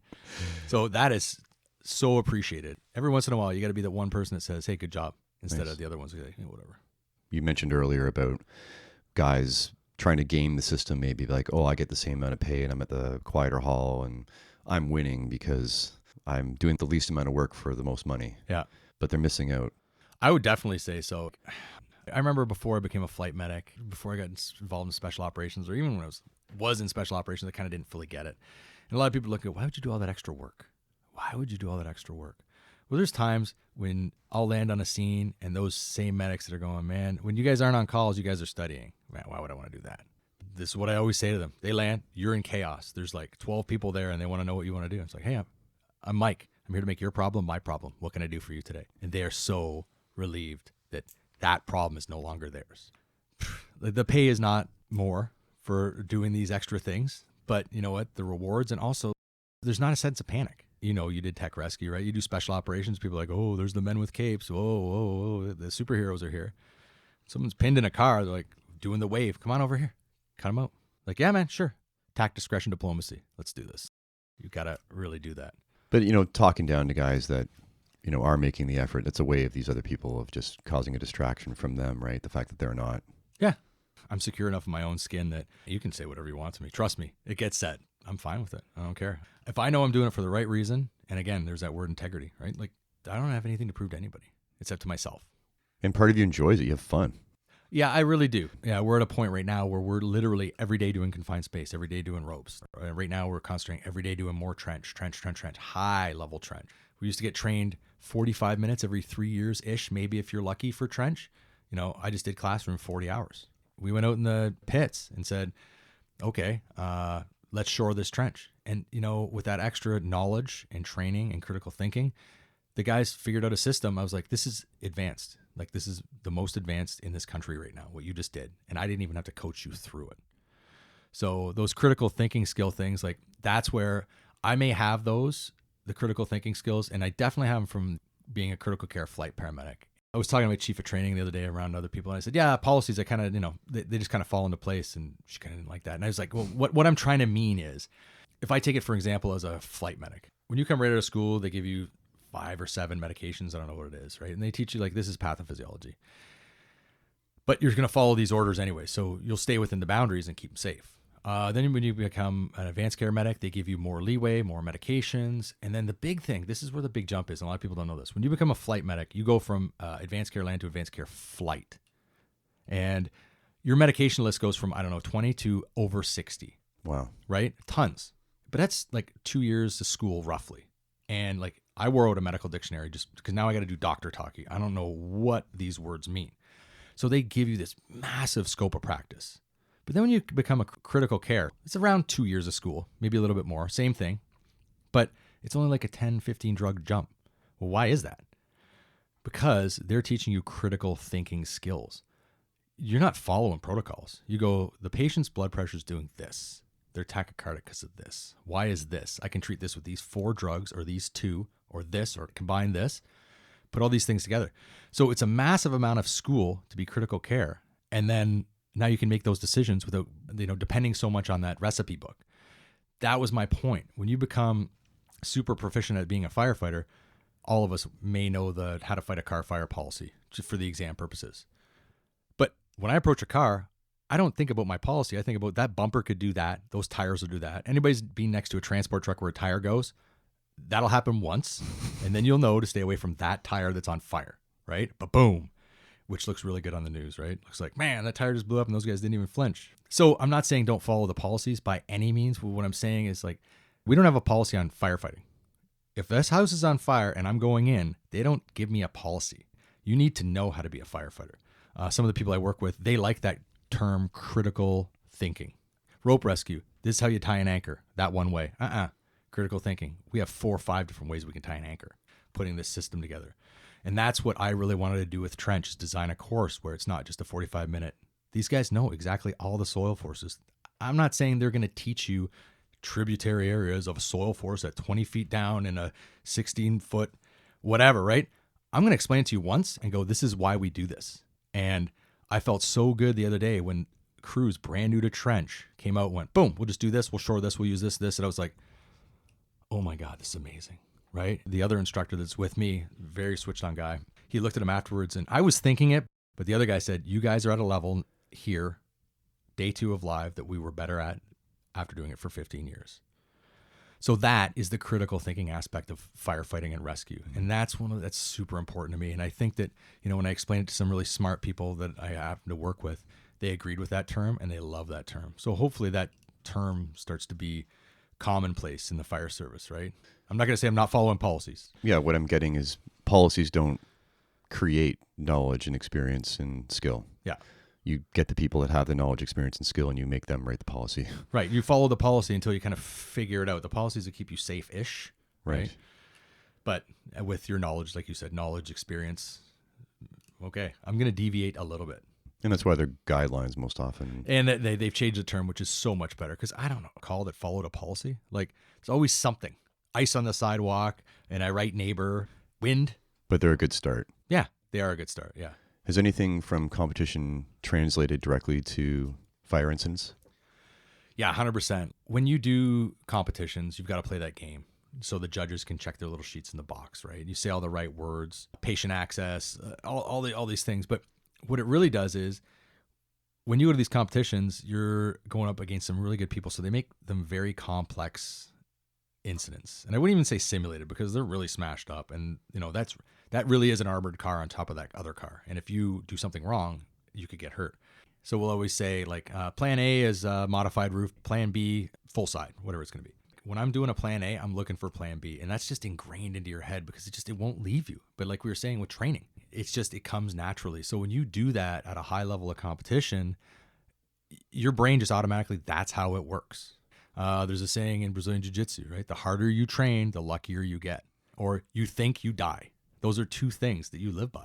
And you learn after a while that the more training, it just comes naturally. You don't need to think. You just react, hopefully correctly. But that also spills over not only vehicle extrication, but trench. You're shoring up a trench and all of a sudden a corner starts coming in. You're like, whoa, let's do the math. That's 18,000 pounds going to come in. We need to switch something, change something here. It just automatically happens. And I try and train my guys that too, which they're pretty smart guys. They pick up on it. How much has being dual trained in medic and fire helped you with both roles? I would say immensely, especially being on special operations. My shift has been lucky enough, say for trench, 3 trench calls in the last 10 years, my shift alone. That's a lot. But air ambulance, I've probably been to 14. So I get exposed to that. The biggest thing is heavy vehicle incidents. Something that I was speaking at trauma conference last year, it kind of just popped into my head when I was writing the PowerPoint. What I've noticed in my Rolodex, and I had this, again, I keep on referring to cement trucks, but like these are the worst ones. We had a cement truck, blew a tire on a bridge, rolled down the embankment, barrel went off, cement everywhere. Guy was pinned hard. I showed up there and I didn't say anything. I just said, oh, my coworker on the air ambulance was like, oh, you're going to go down? I said, yeah, I'll go down. And then I heard the chief yell down, listen to what that medic says. And my partner had said, this guy knows a few things about this stuff. So I get exposed to it all the time. And it was after that call, I just happened to be writing for this trauma conference. And I came to this conclusion that any incident I've been at that has involved a heavy vehicle or a 30-degree grade, add 1 hour to that call. And people are like, man, that's a lot. I put it out on Facebook, just saying, anybody else feel this way? And, there's a couple of people like, no way. Yeah, add it up. Because there's a lot of times I'll roll into St. Mike's or Sunnybrook, something like that, downtown Toronto. And they're like, where were you? We were waiting for like the past 90 minutes, like a complex vehicle extrication. The good thing is a lot of times I can talk right to the doctors with my phone. A lot of paramedics don't have that ability where I can talk directly to the doc that is right there waiting for us. I get exposed to a lot of heavy vehicle incidents, and that's in my portfolio. Like, that's what I really like. And that's, I think, why Billy Leach and I got along together so well, because I'd be like, hey, man, had this. What do you think of this? And you need each other because there isn't a lot of people to go to have those conversations. That level of high level, heavy rescue. Yeah. And that's the thing. Like you say the words heavy rescue, like that ain't just a sticker on a truck, like Billy Leach said, right? Like that is, you need to understand what that means. And I've been to a lot of incidents where, oh, a heavy wrecker's coming. No, they're not. 5 o'clock in the afternoon in Toronto, you're not going anywhere. If it's in the suburb of Toronto and all the heavy wreckers live on the 400 downtown, they're not getting there. So to say a heavy wrecker will come is not true at all. Currently, we run with airbags and strut systems. We can mitigate this incident with that. I may need some help from grip hoists or heavier struts. The saying, experience is something you get right after you needed it. I've been to a few. I've been to a heavy vehicle incident where they dropped a truck on a guy. His vital signs dramatically changed at that point, and I said, never again.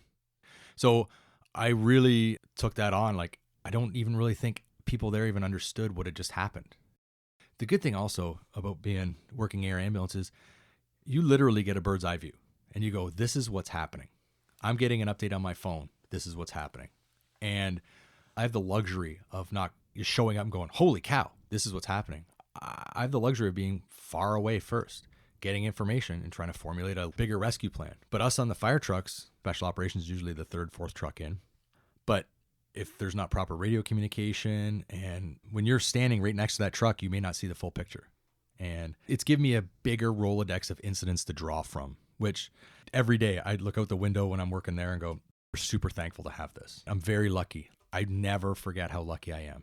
But there are some times, people go to the C&E and spend $400 for a helicopter ride, and me working the air ambulance, the phone rings, and I go, fuck, right? It's fall. Oh, I get to look at some nice leaves. Okay, I'm okay. Right? Pretty colors, pretty pilots. Right. That's what the job's all about, right? But then also as a medic, we recently had a call where a car launched off an embankment and it was chaos. Steep slope / high angle / trauma / whatever. And I was switching gears left and right. I was fine with it. It didn't alarm me. With the medics, I'll give them a good report. I'll tell them what's going on. The smart ones usually figure stuff out. If you want my help, I'm totally happy to help. Most of the medics we deal with are amazing, right? We're all part of the team, frontline. Politics aside, when push comes to shove, we all get it done. So it's really helped. And, I'm lucky enough that the medics in my area, a lot of them know who I am. And even the ones that don't, I was treating them with full respect. What do you need from me? I'll just, whatever, I'll do it, right? I'm glad the teamwork that we have is really good. With the improvements with car technology and safety, like I feel over the years now, we'll roll up on a number of car accidents. You think, oh, this is going to be bad. And people are walking around. Well, that was the conversation that we just had the other day.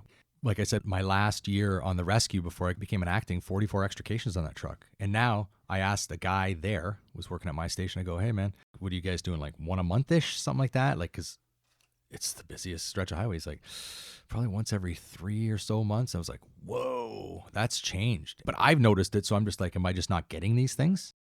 That rescue did the most extrications. The current truck I'm on goes to the most fires. Kind of a perfect time to switch trucks. I did the extrications and then those just slowed down, and fires have not slowed down in our city, neither of your city. Man, you can make these cities out of bedrock and somehow people still find a way to burn these things down, right? But you're right, with the vehicle extrications, the cars are just so safe. But what I have found is when they are trapped, they are very trapped. And we've had to change some of our tactics, a little bit more ram work, saw work. We had a fatality 6 months ago or something like that.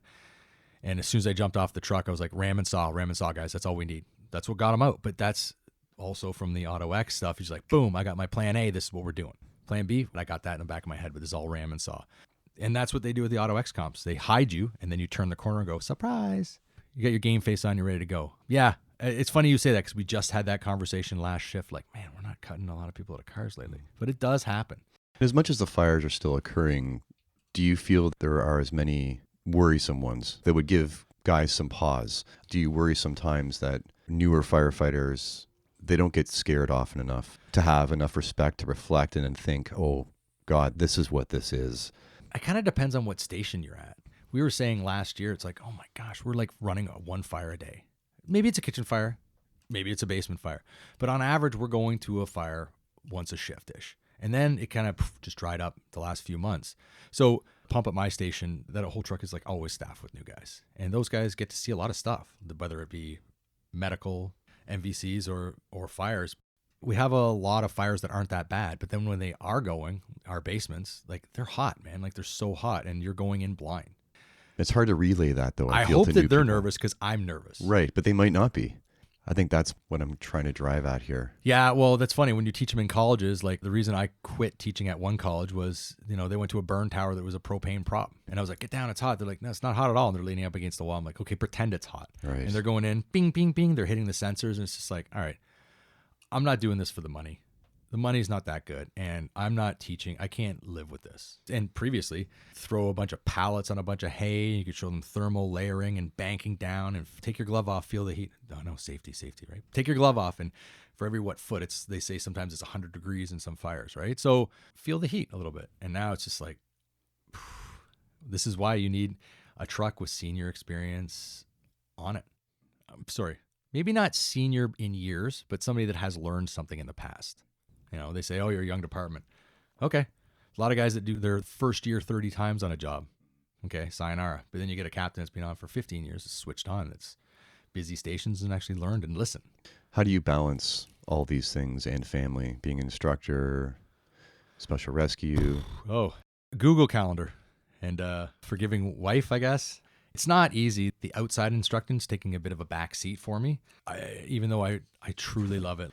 Just did a course of forcible entry. I kind of put that on the back burner to do special operations teaching and stuff. But, it's so good to get out there and just hammer the irons with the guys. And, the funny thing is like you go to these places and no matter if it's one of the biggest cities in the country or a smaller city out east, they're all kind of at the same level. And they're a little bit embarrassed. And they're like, oh, man, I don't know this. I go, everybody, that's okay. You're fine.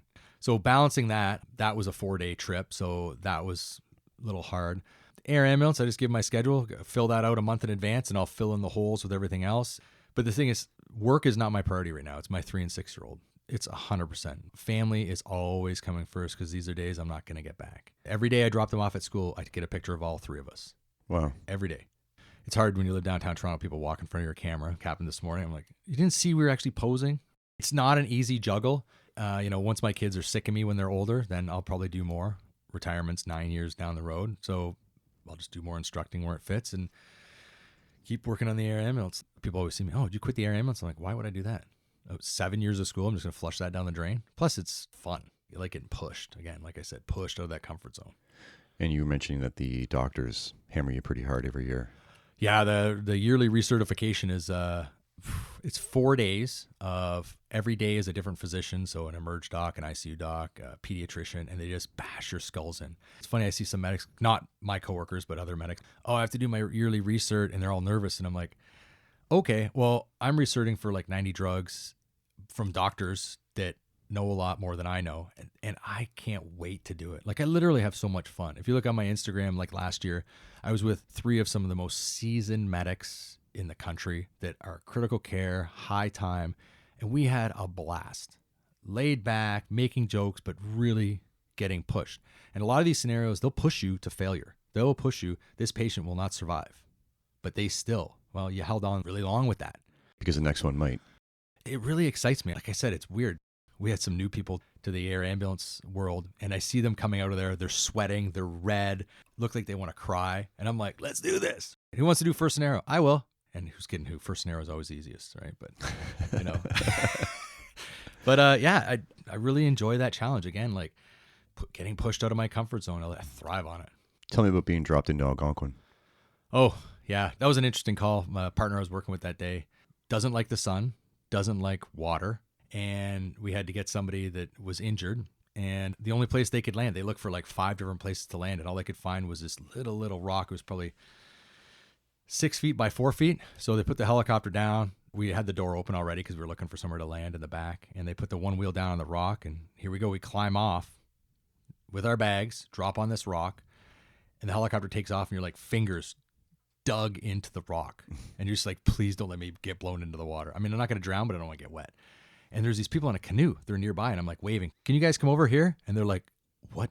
Is this a movie? I'm like, no, I think we have to go over there because somebody's hurt. And they're just like, this is absolutely crazy. You can see this look of disbelief. They canoed us to the injured patient who was actually stable, but we ended up having canoe him for about 45 minutes to an hour to a float plane, which flew us to where the helicopter was. Luckily, The patient wasn't hurt all that bad, but definitely needed to go somewhere. That was interesting. The guy I work with too, funny enough, doesn't like flying. And when you're flying in a float plane, it's a very uncomfortable feeling, especially with those guys up in the north, like hot dogging through the bush. I was a little bit intimidated as well. No, I'm not going to lie to you. Do you interior camp? No, I don't. I should. A lot of my friends do. But I guess you'd probably see it a bit different too, considering when you go off on these trips and you're in the middle of nowhere and you're thinking something goes wrong, you don't have anybody coming. Well, that's one thing. Like, you want to talk about being scarred. I look at that, like people go, I'm going to retire and move out to a cottage. I'm like, I'm going to retire and move as close to Toronto General as I can, man. So when I get that Cadillac arrest, I'm right near the hospital, right? Come fix me, clean out the pipes. My son got really, really, really sick last year, like ICU sick, and Sick Kids was 4 blocks away, and brought him in there. And I, said, hey, he's septic. My wife said that to them, and they're like, okay, game on. Guerrilla warfare on the antibiotics, and they fixed him. If you live in Pumpkins Corners, man, those are the calls we go to. We've been sitting on the kid for 4 days, and this isn't working. Well, now the kid's really in trouble. So yeah, I don't like being out in the middle of nowhere. And if you are with other people, they feel good that you're with them, but it's not like you have all your equipment with you. Yeah, right. Yeah, right. Wink, wink. Yeah, no, I don't bring anything with me. There's a certain level of basic life support that you would usually have in a car with you, just because you know that that's going to make a difference. Another call that really stood out for me was we had a windstorm last year. Big windstorm. It was, on our Friday, Sunday, 24-hour shift. So Friday we had a windstorm, and we ended up running all over the city. We had tons of elevator calls. There was 2 fires going on. We're pulled off a fire to go to another elevator call because we're the only crew that's trained in that stuff. I think it was 16 elevator calls we did that day, elevator rescues, because the wind was pressurizing the shafts and getting them all stuck. So that was a busy, busy, busy Friday. So Sunday morning we come in. I'm still bagged. I'm exhausted from this windstorm that we had. Whatever, it's fine. Running around like crazy. I needed my Snickers bar. It's cranky. So we come in Sunday morning. We're like, oh man, guys, let's take it easy today. I got like 20 reports I got to do. We're not doing anything. Can we go for coffee? Yeah, we can go for coffee. Fine, we'll go for coffee. We'll get a Grande Americano quad shot. We end up going out for coffee. The barista has my coffee ready. It's like right there. And the tones go off for an alarm call right up the street. And this normally is the pumper's call, but because we're on the air, we're right on top of it. So I'm like, oh, okay, my coffee's right there. And, working in aviation, every morning we have meetings in the kitchen, and it's called crew resource management, where everybody gets together, the pilots, the engineers that fix the helicopters, thank God for them, and the medics. Everybody gets together and goes, these are our issues today. Sick Kids helipad's closed. This one helicopter's out of service for this, but if you need it, we can put it in. And we have weather coming in from the west after 3 p.m. in the afternoon. Everybody together, everybody's on the same page. So at 3 p.m., we don't go, what, surprised? It's a really good idea. It comes from aviation does it, military does it. I think we should do it as a fire service. At the end of our crew resource management meeting that we have every day, no matter what, is you pick one of the 10 or 12 flaws that leads to crashes in aviation, right? We've had 2 crashes in our system in the last few years, 4 fatalities. So we're big on making sure this doesn't happen again. So one of them we pick is complacency. We fly these things all the time. What could happen? They say flying is hundreds of hours of boredom accompanied by sheer moments of terror. So we're just used to the thing working. They talk about complacency. And one of the things to say about a complacency in the aviation world is tell yourself you're being complacent and you will stop doing it. So that day when my coffee was there and there was an alarm call, I was like, oh, it's 2 seconds. Is this going to make a difference? What's it going to make a difference? It's an alarm call. It's not like we're getting multiple calls for this, right? All right. You know what? I will be back in 10 minutes. Okay, no problem. It'll be cold. That's fine. At least I'll get my caffeine in me. We run on this call. We get there first. The pump at our station's out, so my next in truck's pretty far away. Whatever. Security guard meets me at the rig. He goes, yeah, being up there, it's the 20th floor. There's nothing. There's nothing on the cameras, and there's nothing there. Okay. Leave my air pack. Nope. Tell yourself you're being complacent, and you'll stop doing it. Grab my air pack. Grab my thermal imaging camera. Grab the irons. Grab the hose. Grab it all. So myself, my acting captain's one hell of a fireman. Great guy. I literally do trust him with my life, as I do with the rest of my crew. We end up going in there, getting the elevator, take the elevator right to the floor, or complacency. You're doing it. Stop doing it. Boom. We go to below the fire floor because we're supposed to. And that is a policy for a reason. Walk up, get to the 20th floor, take a look around. I'm like, hey, Mike, you go this way and I'll go this way. He goes one way in the hallway. I go the other way. And then I hear him yell, T-bone, T-bone. I turn around and there's black smoke charging the ceiling. Okay. All right. Control, squad 1, upgrade to a full alarm. We got a heavy smoke on the 20th floor. Dispatcher's amazing. Doesn't skip a beat. There's another call in the air. It was a hotel, so there's like 5 or 6 calls or whatever they send for that. Boom, everybody switched to a different channel. All right, you're designated on the fire channel. Okay, cool. We get to the door, take a peek in. Kids' toys everywhere. Heavy black smoke, banking down, probably a foot from the floor or something like that. I was like, jeez, here we go. All right. We shut the door, right? So it doesn't grow. We're hooking up to do a quick search and fire attack. Turn on the standpipe. Did it in like a second. Turn on the standpipe. The water goes right down to the first kink in the hose on the carpet and stops. And I'm like, oh, that's a problem. Okay. If there's any time where you should be freaking out, it's now, but we didn't. Not at all. I said, control, be advised, we have no water on the 20th floor, 0. And I remember even saying that. They're like, no water? I said, 0. So my acting looks at me, he's like, do you want to get the fire extinguisher? We'll push it back. I was like, okay, good. So we go in, make entry. Hindsight's 2020. I would have probably taken the hose cabinet hose in and just for a line to follow out. Lesson learned. Didn't do it. Went in, pushed the fire back. The whole kitchen was involved. It was actually rolling over the whole unit. Pushed it back a little bit with the dry chem extinguisher, and like I see all these toys, so I'm like, boom, going corner to corner, floor to ceiling windows, going around. See a bedroom, look in the bedroom, put my face to the floor. I can see a crib. That's where I'm going. Jump over the bed to the crib, pull the crib over side, do a search inside the crib. Can't find anything. Go into the closet. I'm like, man, my God, time's running out. Man, I can see this fire building. I can feel it coming in the room. I'm like, we got to get out of here. Mike's doing the one room. I'm doing this room. This is like not really a man-oriented search. This is more like, we got to get this done quick. This is like a primary-ish quick. Nobody's in there. How could nobody be in here? What is going on here? We ended up going out, and it was 1-bedroom condo, but it was still so much smoke that we were disoriented. I remember not getting lost, but like getting misdirected. I ended up, boom, okay, no, I'm in a bathroom. Okay, that's not the way out. I got to go back here. I got to go towards where there's not the fire. Okay, I'm getting out that way. So we get out there. The trucks start showing up, and then I just hear somebody go, you have water. I see the line jump on the floor because it was still fully open. So the line jumps. We make entry, hit it, knock it down, put the fire out. Other trucks show up. It's like, it's okay. It's all done. Squad 1 got it done. Doing a search. I'm like, nobody's in here. What's going on? Well, the person in the unit saw the fire, took herself and her kids out, went to the lobby, and literally watched us walk by and get in the elevator and didn't say anything about anything. So that's human behavior. I can't explain that at all. But how many times in that story, I was fully ready to be complacent, and I would have been in a lot of trouble. And the people that might have been in the apartment would have been in a lot of trouble. Yeah, like this was not a pot on the stove. This was a rolling. The condo was going.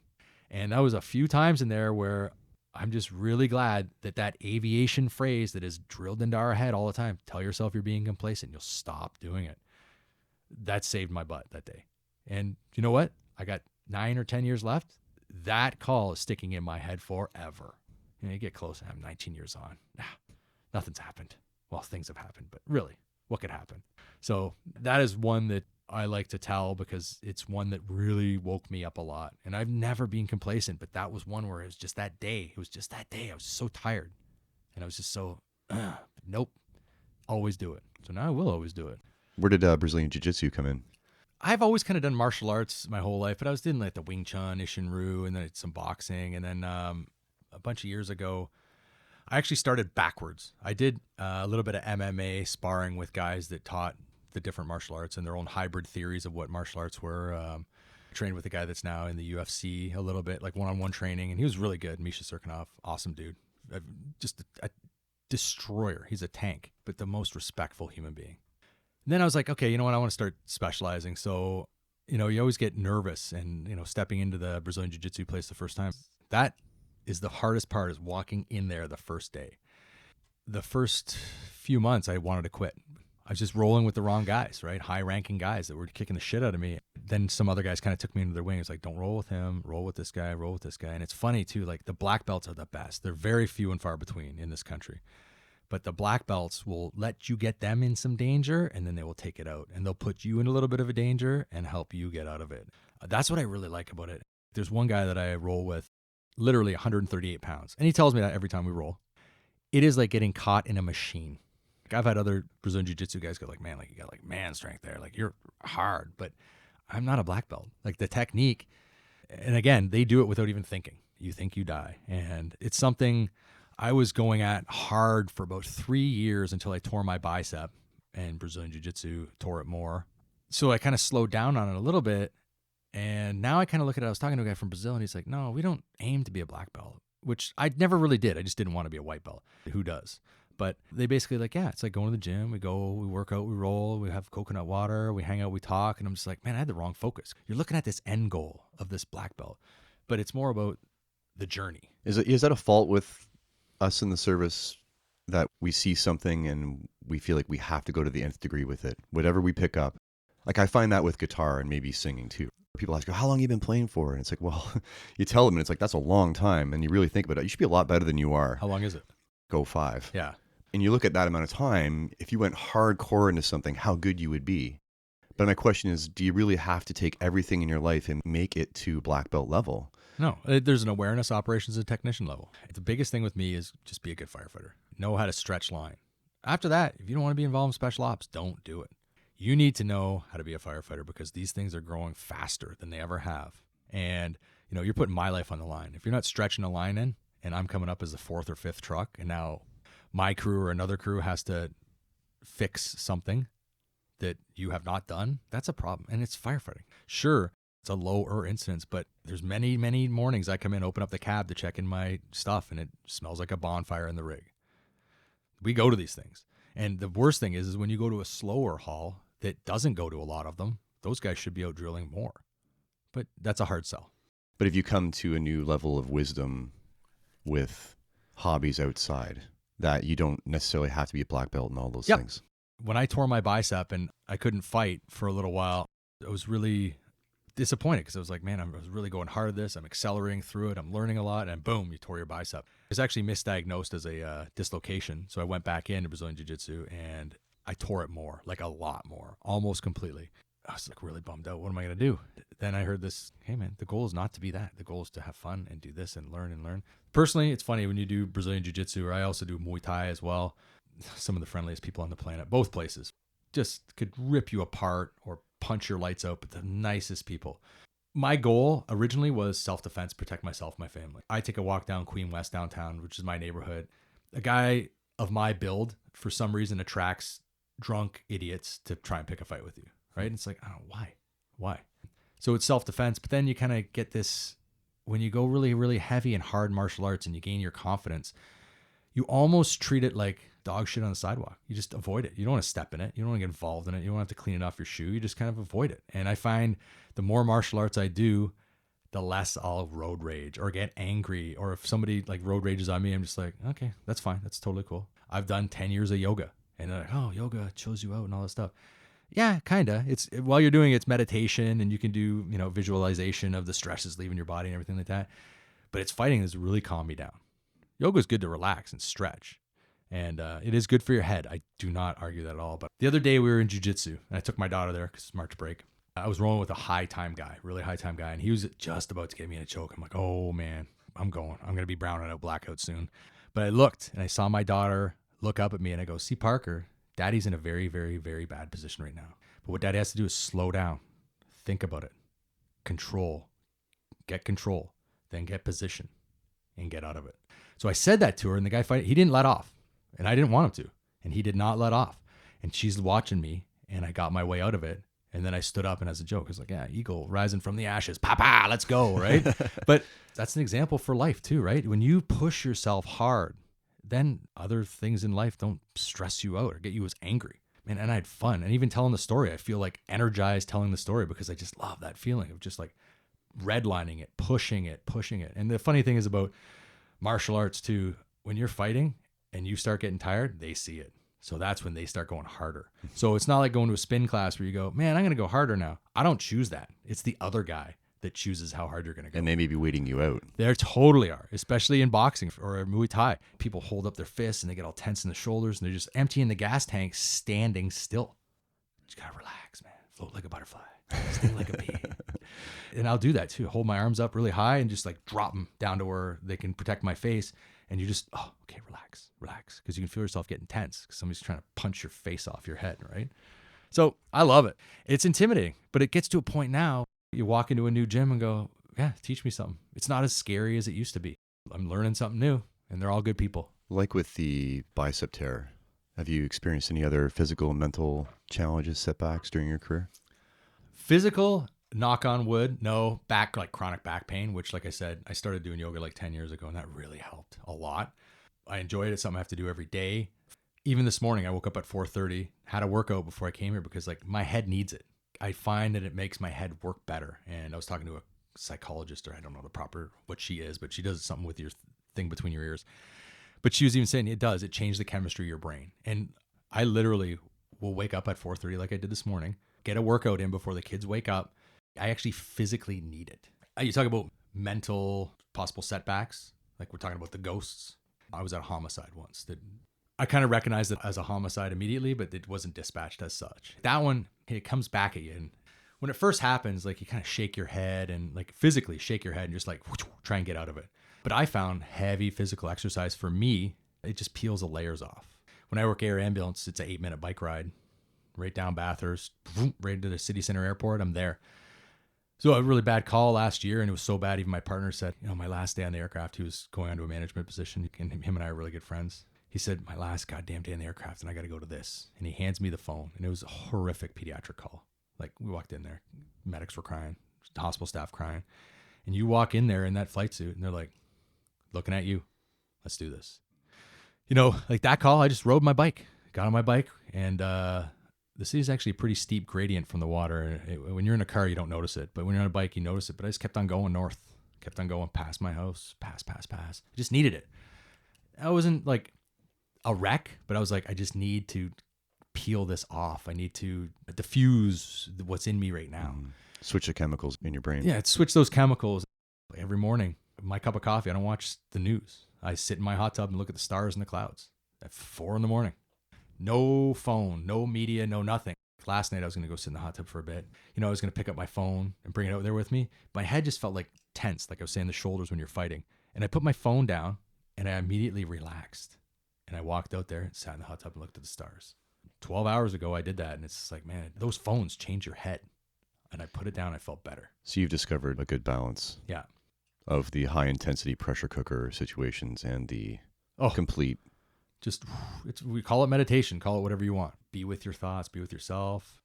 Something that bothered me a lot more than I thought it did at the time was we had the Thames Gate explosion. It came in as a warehouse fire. Apparently the initial reports on the dispatch terminal was like, it's a vacant warehouse, nothing's in there. First in crews investigated, forced the door, found cold smoke. So there was some type of fire, but the sprinklers had put it out. I spent most of my career in that district near the airport. It's a lot of industrial and cold smoke fires. That's what you do, right? You force the door. It's cold smoke. Start opening up doors, open it up, find out where the seat of the fire was, maybe put like a couple hot spots. That's it. Went from this. So the guys found cold smoke, upgraded it to a full response, went to a full response. And at some point when all the full response apparatus got there was a huge explosion. And the whole building went up. It went from a nothing showing fire to a conflagration of an entire block just on fire. Yeah, the video footage is incredible. Yeah, it's insane. And I remember seeing it on the horizon. We were already out on the air. And girl driving for me said, oh man, I wish we were there right now. I said, this is not a fire we do not wish to be at, but let's go. Started heading in that direction. We weren't even dispatched to it yet. When that explosion happened, the pumper company was just about to make entry to that building when these cinder blocks, the biggest cinder blocks I've ever seen in my life, not the regular ones that you see in schools, gymnasiums. These were massive. They're probably like 3 feet by 2 feet. Came down raining on these guys. And at the time, all we heard was the Mayday. And it was funny. We talk about, the rookie this, the rookie that. The guy that called the Mayday that day was the youngest member out of all those people. And I even told the recruit class that we have going on right now, listen, just because you guys are brand new doesn't mean you don't have a thought process. So if you see something, tell us. If I tell you not to worry about it, then don't, because I may know something, but you do have a thought process. And I even said that back when I taught at the colleges. A lot of those people were people that weren't ever going to get in the fire service, but I wanted them to know that their opinion is still valued. So that ended up happening. We heard a Mayday. We heard people getting dragged out. And we're like, oh, what's going on? Which truck is that? Who got hurt? And it was like you said, the video, it was just a conflagration. It was like, I couldn't believe it. It was aerosol cans flying everywhere. So with that, there was a bunch of explosions, and we got dispatched to a nearby factory that caught on fire because of that original fire. So this sent stuff sailing all over the area. So now we're trying to figure out what's going on and who are you going to text, because the guys there are a little bit preoccupied. Then we get dispatched to this warehouse that's on fire, and the first in ladder aerial truck goes to the front. I zoom around back to go to the Charlie side, force the door, stretch a line in. I grab my phone as we're going in. I'm like, okay, this is a working fire. But I still grab my phone, put it in my pocket. And I'm like, what is going on? What's happening here? They put us on a different channel because of the chaos that was going on next door. I make an entry, and it's funny, the radio report was like, we have a fire in a warehouse. And I'm thinking, man, these guys just had a fire in a warehouse, and this is what happened. And I'm looking at these boxes of furniture or something stacked up super high. We're throwing water. There's flames going over in the ceiling and everything.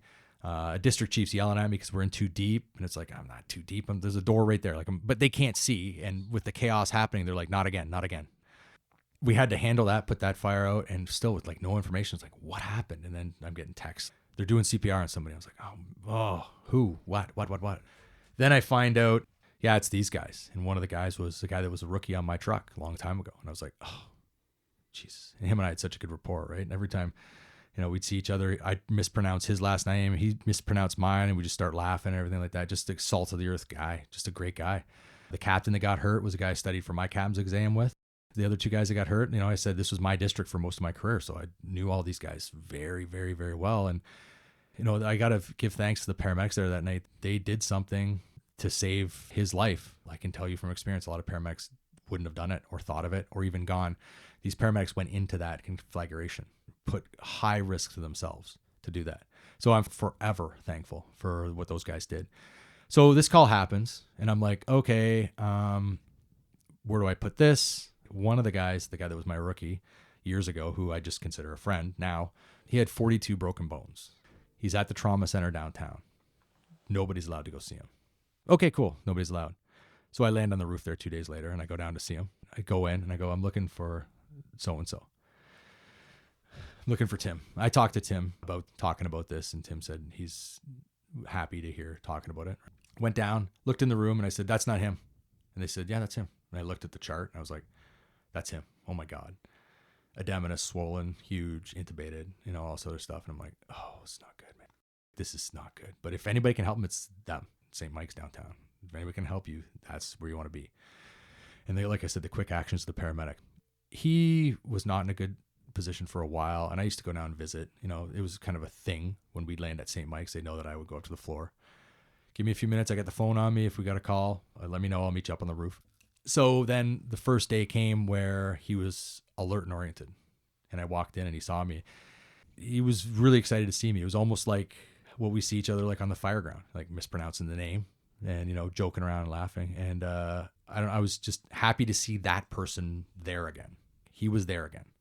What is the EEG? Is his brain working properly? Is it this? Is it that? Like, these are all conversations, and everybody's coming to me to ask it. Like, what? Okay, they said this. What is this? They said this. And I never said, it ain't looking good. I explain it and go, he's in trouble.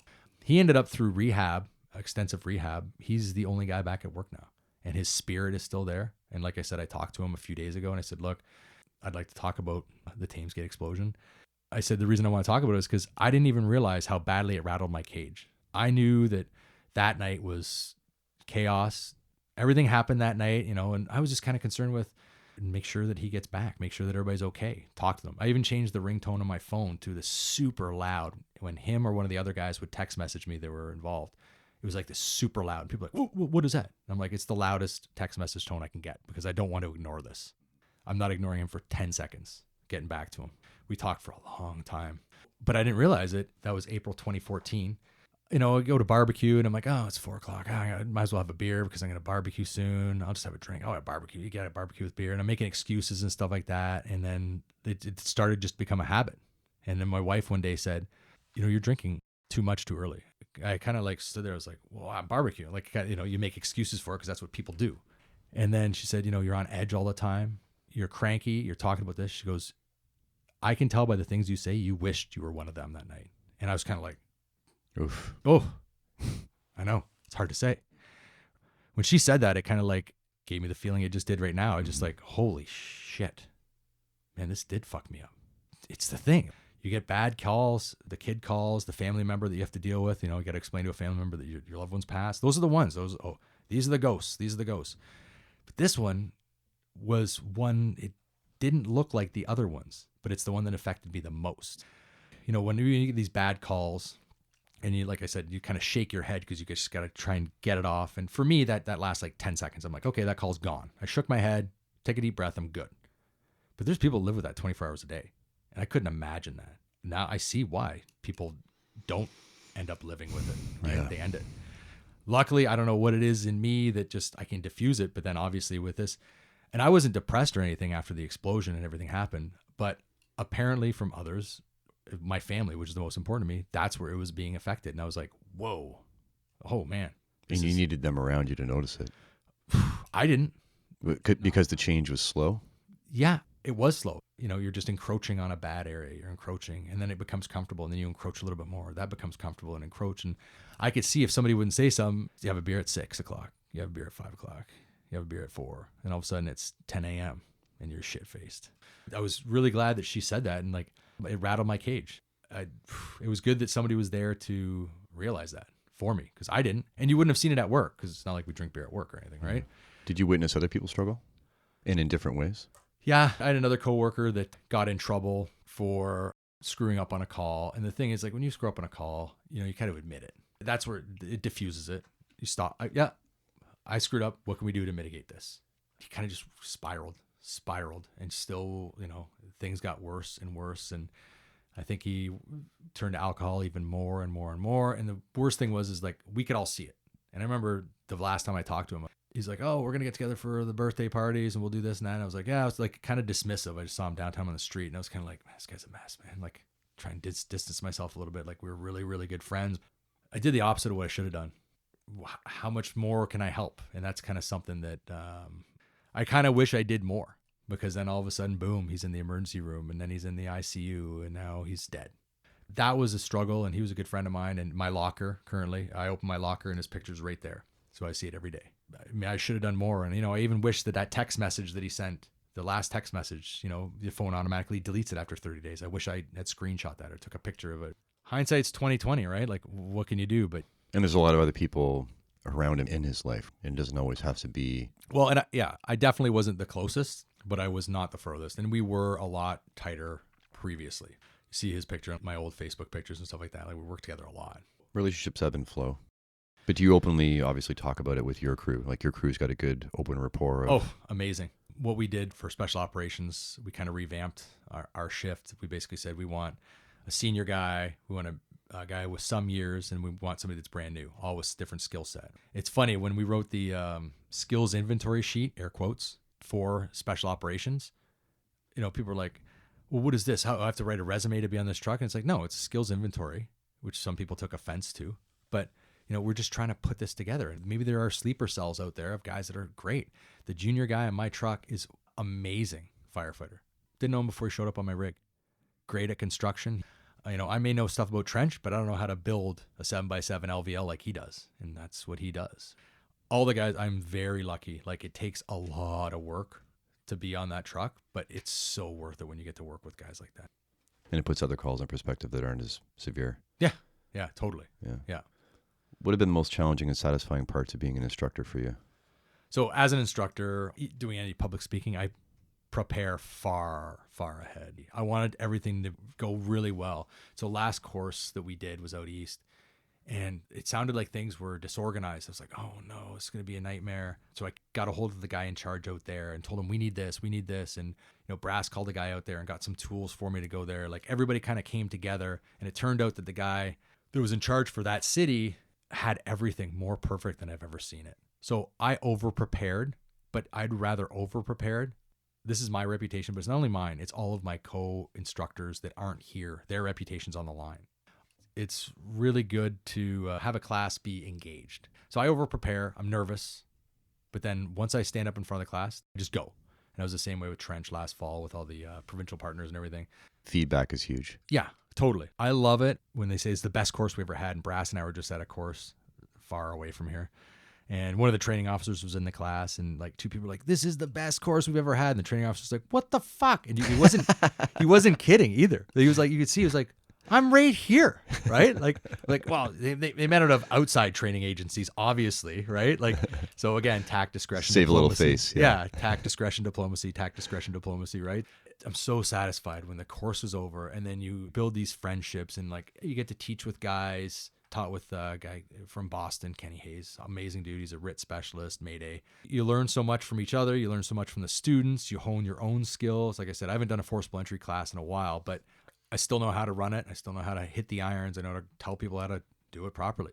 And then watching them and just giving them that foundation in the classroom. A lot of guys, I want to do hands-on, but once you have that foundation and you understand why you're doing something, man, they just go to it. They're hardworking. They're engaged. A lot of good questions. I just love it. I will never stop teaching, hopefully. It gives me purpose. It feels good when other people hit it out of the park, in the final scenarios.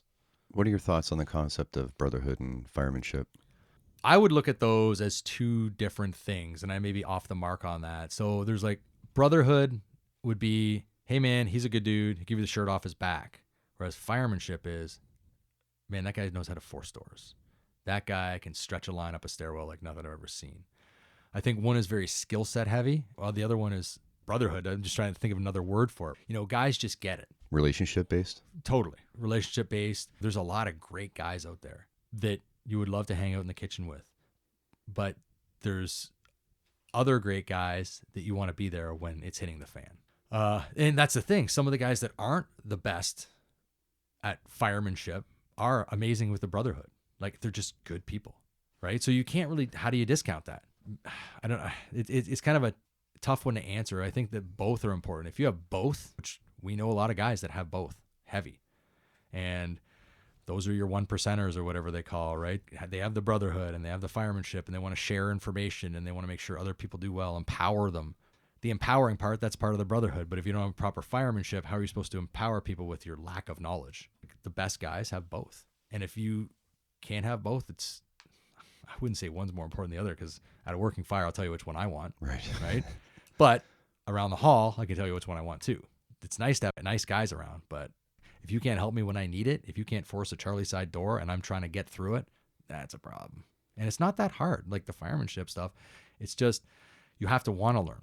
I had a crew the other day come up to me at station and go, "Hey, we want to learn about this." I said, "Yeah, okay, no problem. What do you need?" So I sent them stuff about forcible entry and on vehicle rescue. Like right then, I walked into my office and said, "I'll send."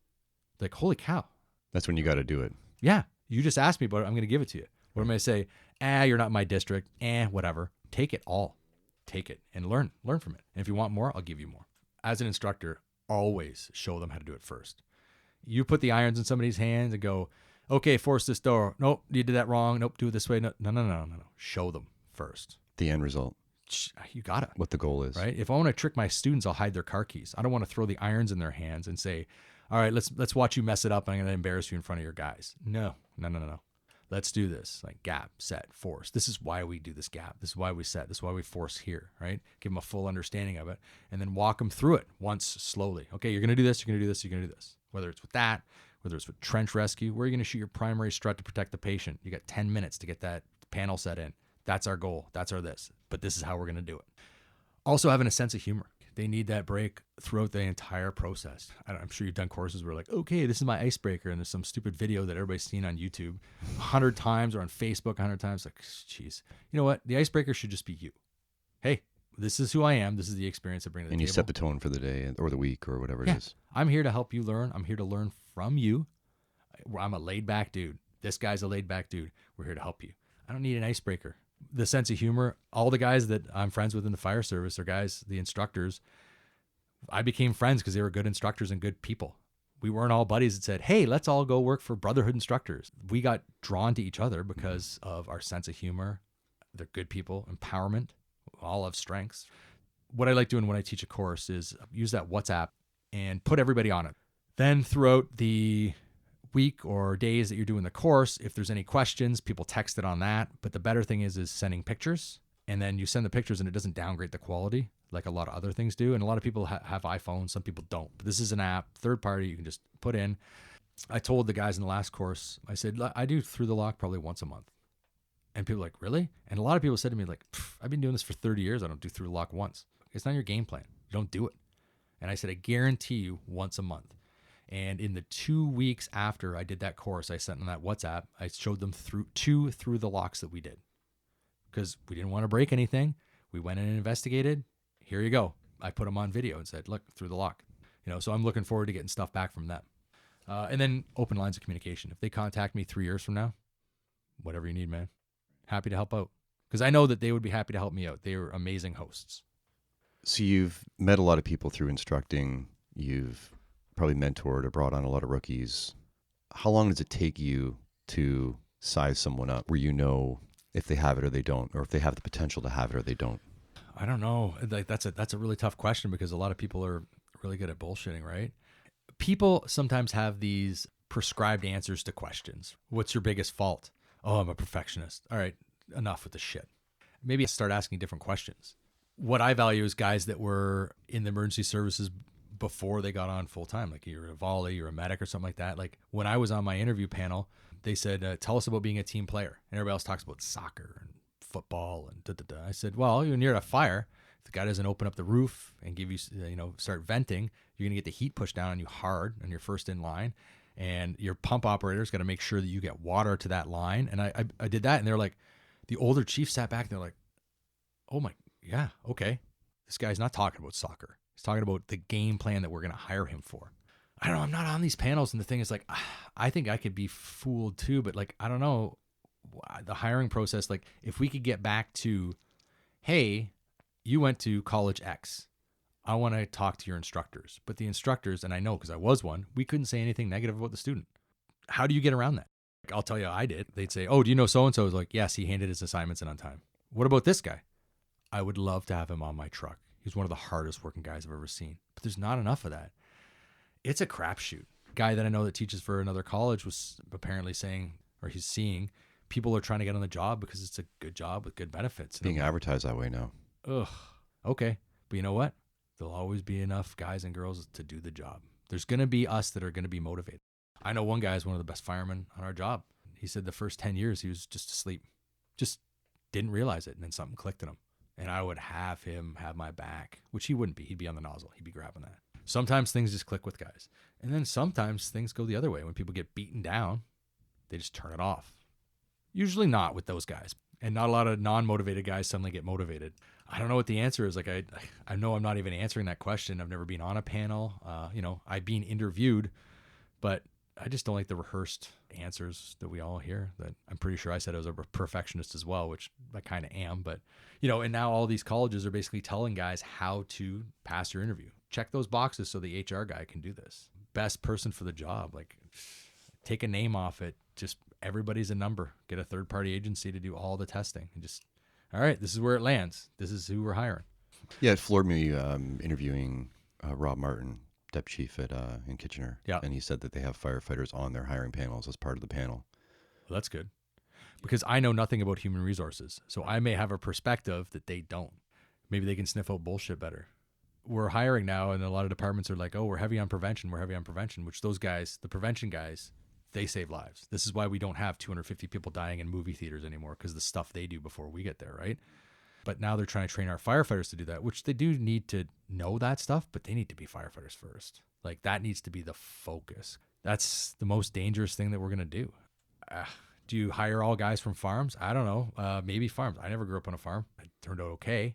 I think you're just rolling the dice with it, and you got to go with your gut. And sometimes your gut is wrong. Sometimes it's right. Who knows? It's tough. Tough. I do not envy people on panels at all, especially when you're on a panel and they go, this is the testing we're going to do. What they should be doing testing is throw ladders. Well, you don't know how to throw a ladder?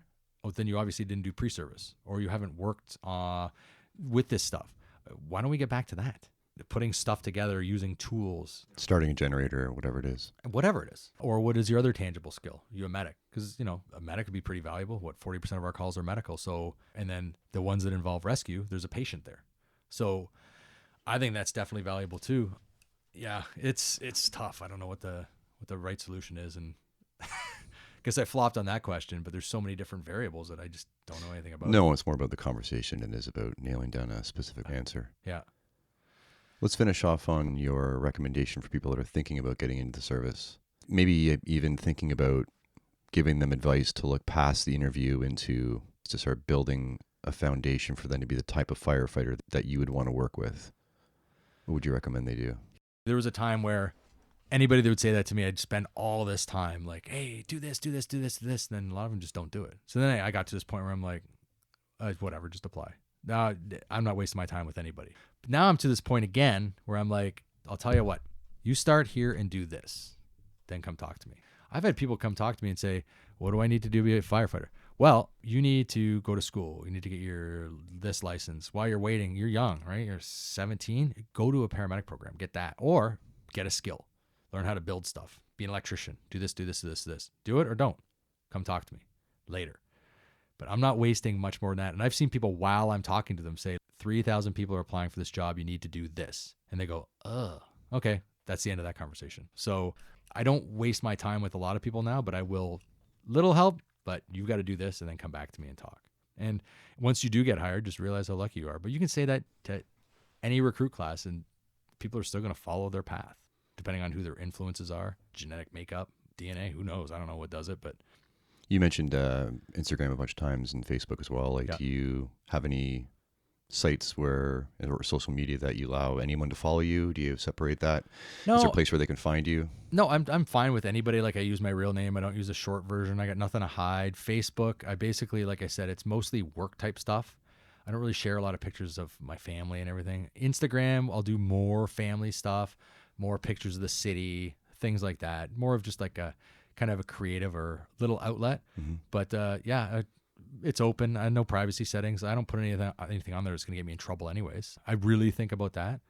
There was an incident where I mentioned one of our trucks got hit on the highway, and one of the people at that call said to me, oh, can you send me the pictures that you got of the truck where it got hit and then the car that hit the truck? No problem. So I sent it to that person and a few other guys on my crew. But I gave a narrative. This is what happens when a moron drinks and drives and hits a fire truck. Well, that was like a 3-paragraph description of the event. And that ended up on page 2 of the Toronto Sun. Wow. Yeah. That was when the internet was kind of newish. And I was like, oh boy. Didn't expect it to go that viral. The chief at the time ended up calling me and saying, like, the legal department wants me to cease and desist this email and recall it. And I'm like, I don't even know what I did. I truly don't know what I did. I was like, oh my God, I'm going to get fired for this. I wasn't the drunk driver that hit the car, or the alleged drunk driver, I should say. My chief even said to me, he's a good guy. The advice that they've been told from legal is don't put anything on email that you don't want on the, say, second page of a newspaper. And I was like, well, good advice, because nobody really told us any of that. So I motivated the department to have a policy on emails. Innocent enough. It was a picture of a fire truck that got hit by a car. And oh man, that. But another example of what you just said about experience is sometimes something you have after the time you needed it. Yeah, and that's the thing. It was not malicious. It was an error in judgment. It was only supposed to go to like 4 people, and then we see how it goes viral. Like, my buddy in Detroit got a hold of me. He's like, "Hey man, is that your email?" I was like, "Oh damn, wow, damn." It's a new it was world. On firefighter close calls. I was like, no, stop. So for Facebook, for both of my jobs, if I put anything, it's up training. Just like with training, when you're teaching as an instructor, everybody gloves, glasses, helmet, because if you can do the best drill, but if somebody sees one guy doesn't have a glove on, they're like, they're so not safety oriented. They're not wearing their vest. They're not da-da-da-da.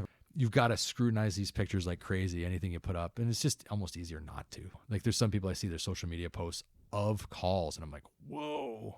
Oh, no. That's why we have CBC News, CP24. Those guys take pictures, and then those are the ones you can put up and plus they're pictures of us anyways, which is pretty cool.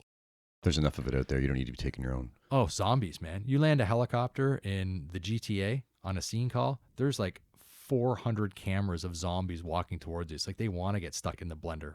It's crazy. So you don't need to take pictures. Other people will. Has that changed your perception of getting off the truck on scenes where you realize everything you do is filmed? 100%. Got to be aware how it looks. I'm going to mitigate the incident first, but when you see people smiling outside of a house fire where somebody just lost their house, and that ends up, the media is really good with us. I've got to give a ton of credit to the media. They always make us look good. And I think our perceptions of the media is, at least I am, and I'm trying to change other people's, is like, I've been at some calls where guys did some things that were not good, and the media never puts that up. They always make us look good. So when we do open houses at the air ambulance hangar, or when we're doing a call at 3 a.m, we cut somebody out of a car and I see, a media guy there, patient's gone, right? Patient is out of the picture. I'll go, look, this is what we did here. This is called a full side removal. We had to ram this up here. We did this. Explain it to them, because those guys always make us look good. And they've got to appreciate that. Oh, I always say, thank you for what you guys do, because you guys always make us look good. People have that old mentality of like the press guys with their hats that says press in it, with their cameras with the flash bulb going off, like, get back, media, get back. It's like, why? They never put people's faces on. They're very respectful. There's no laws. They're not governed by patient confidentiality like we are, but they're respectful, and they don't put pictures up that have the patient's face. Maybe some amateur dude with a camera put on YouTube might do that, but not the professionals. And those guys are on all of our scenes. I can't say enough good things about the media that we have in the greater Toronto area. They're amazing people. They're really good. Yeah. I appreciate you doing this today. Oh, I'm happy to be here. So Marathon Talk. Right on. All right, we'll talk soon. All right. Take Thanks, care. man. Bye.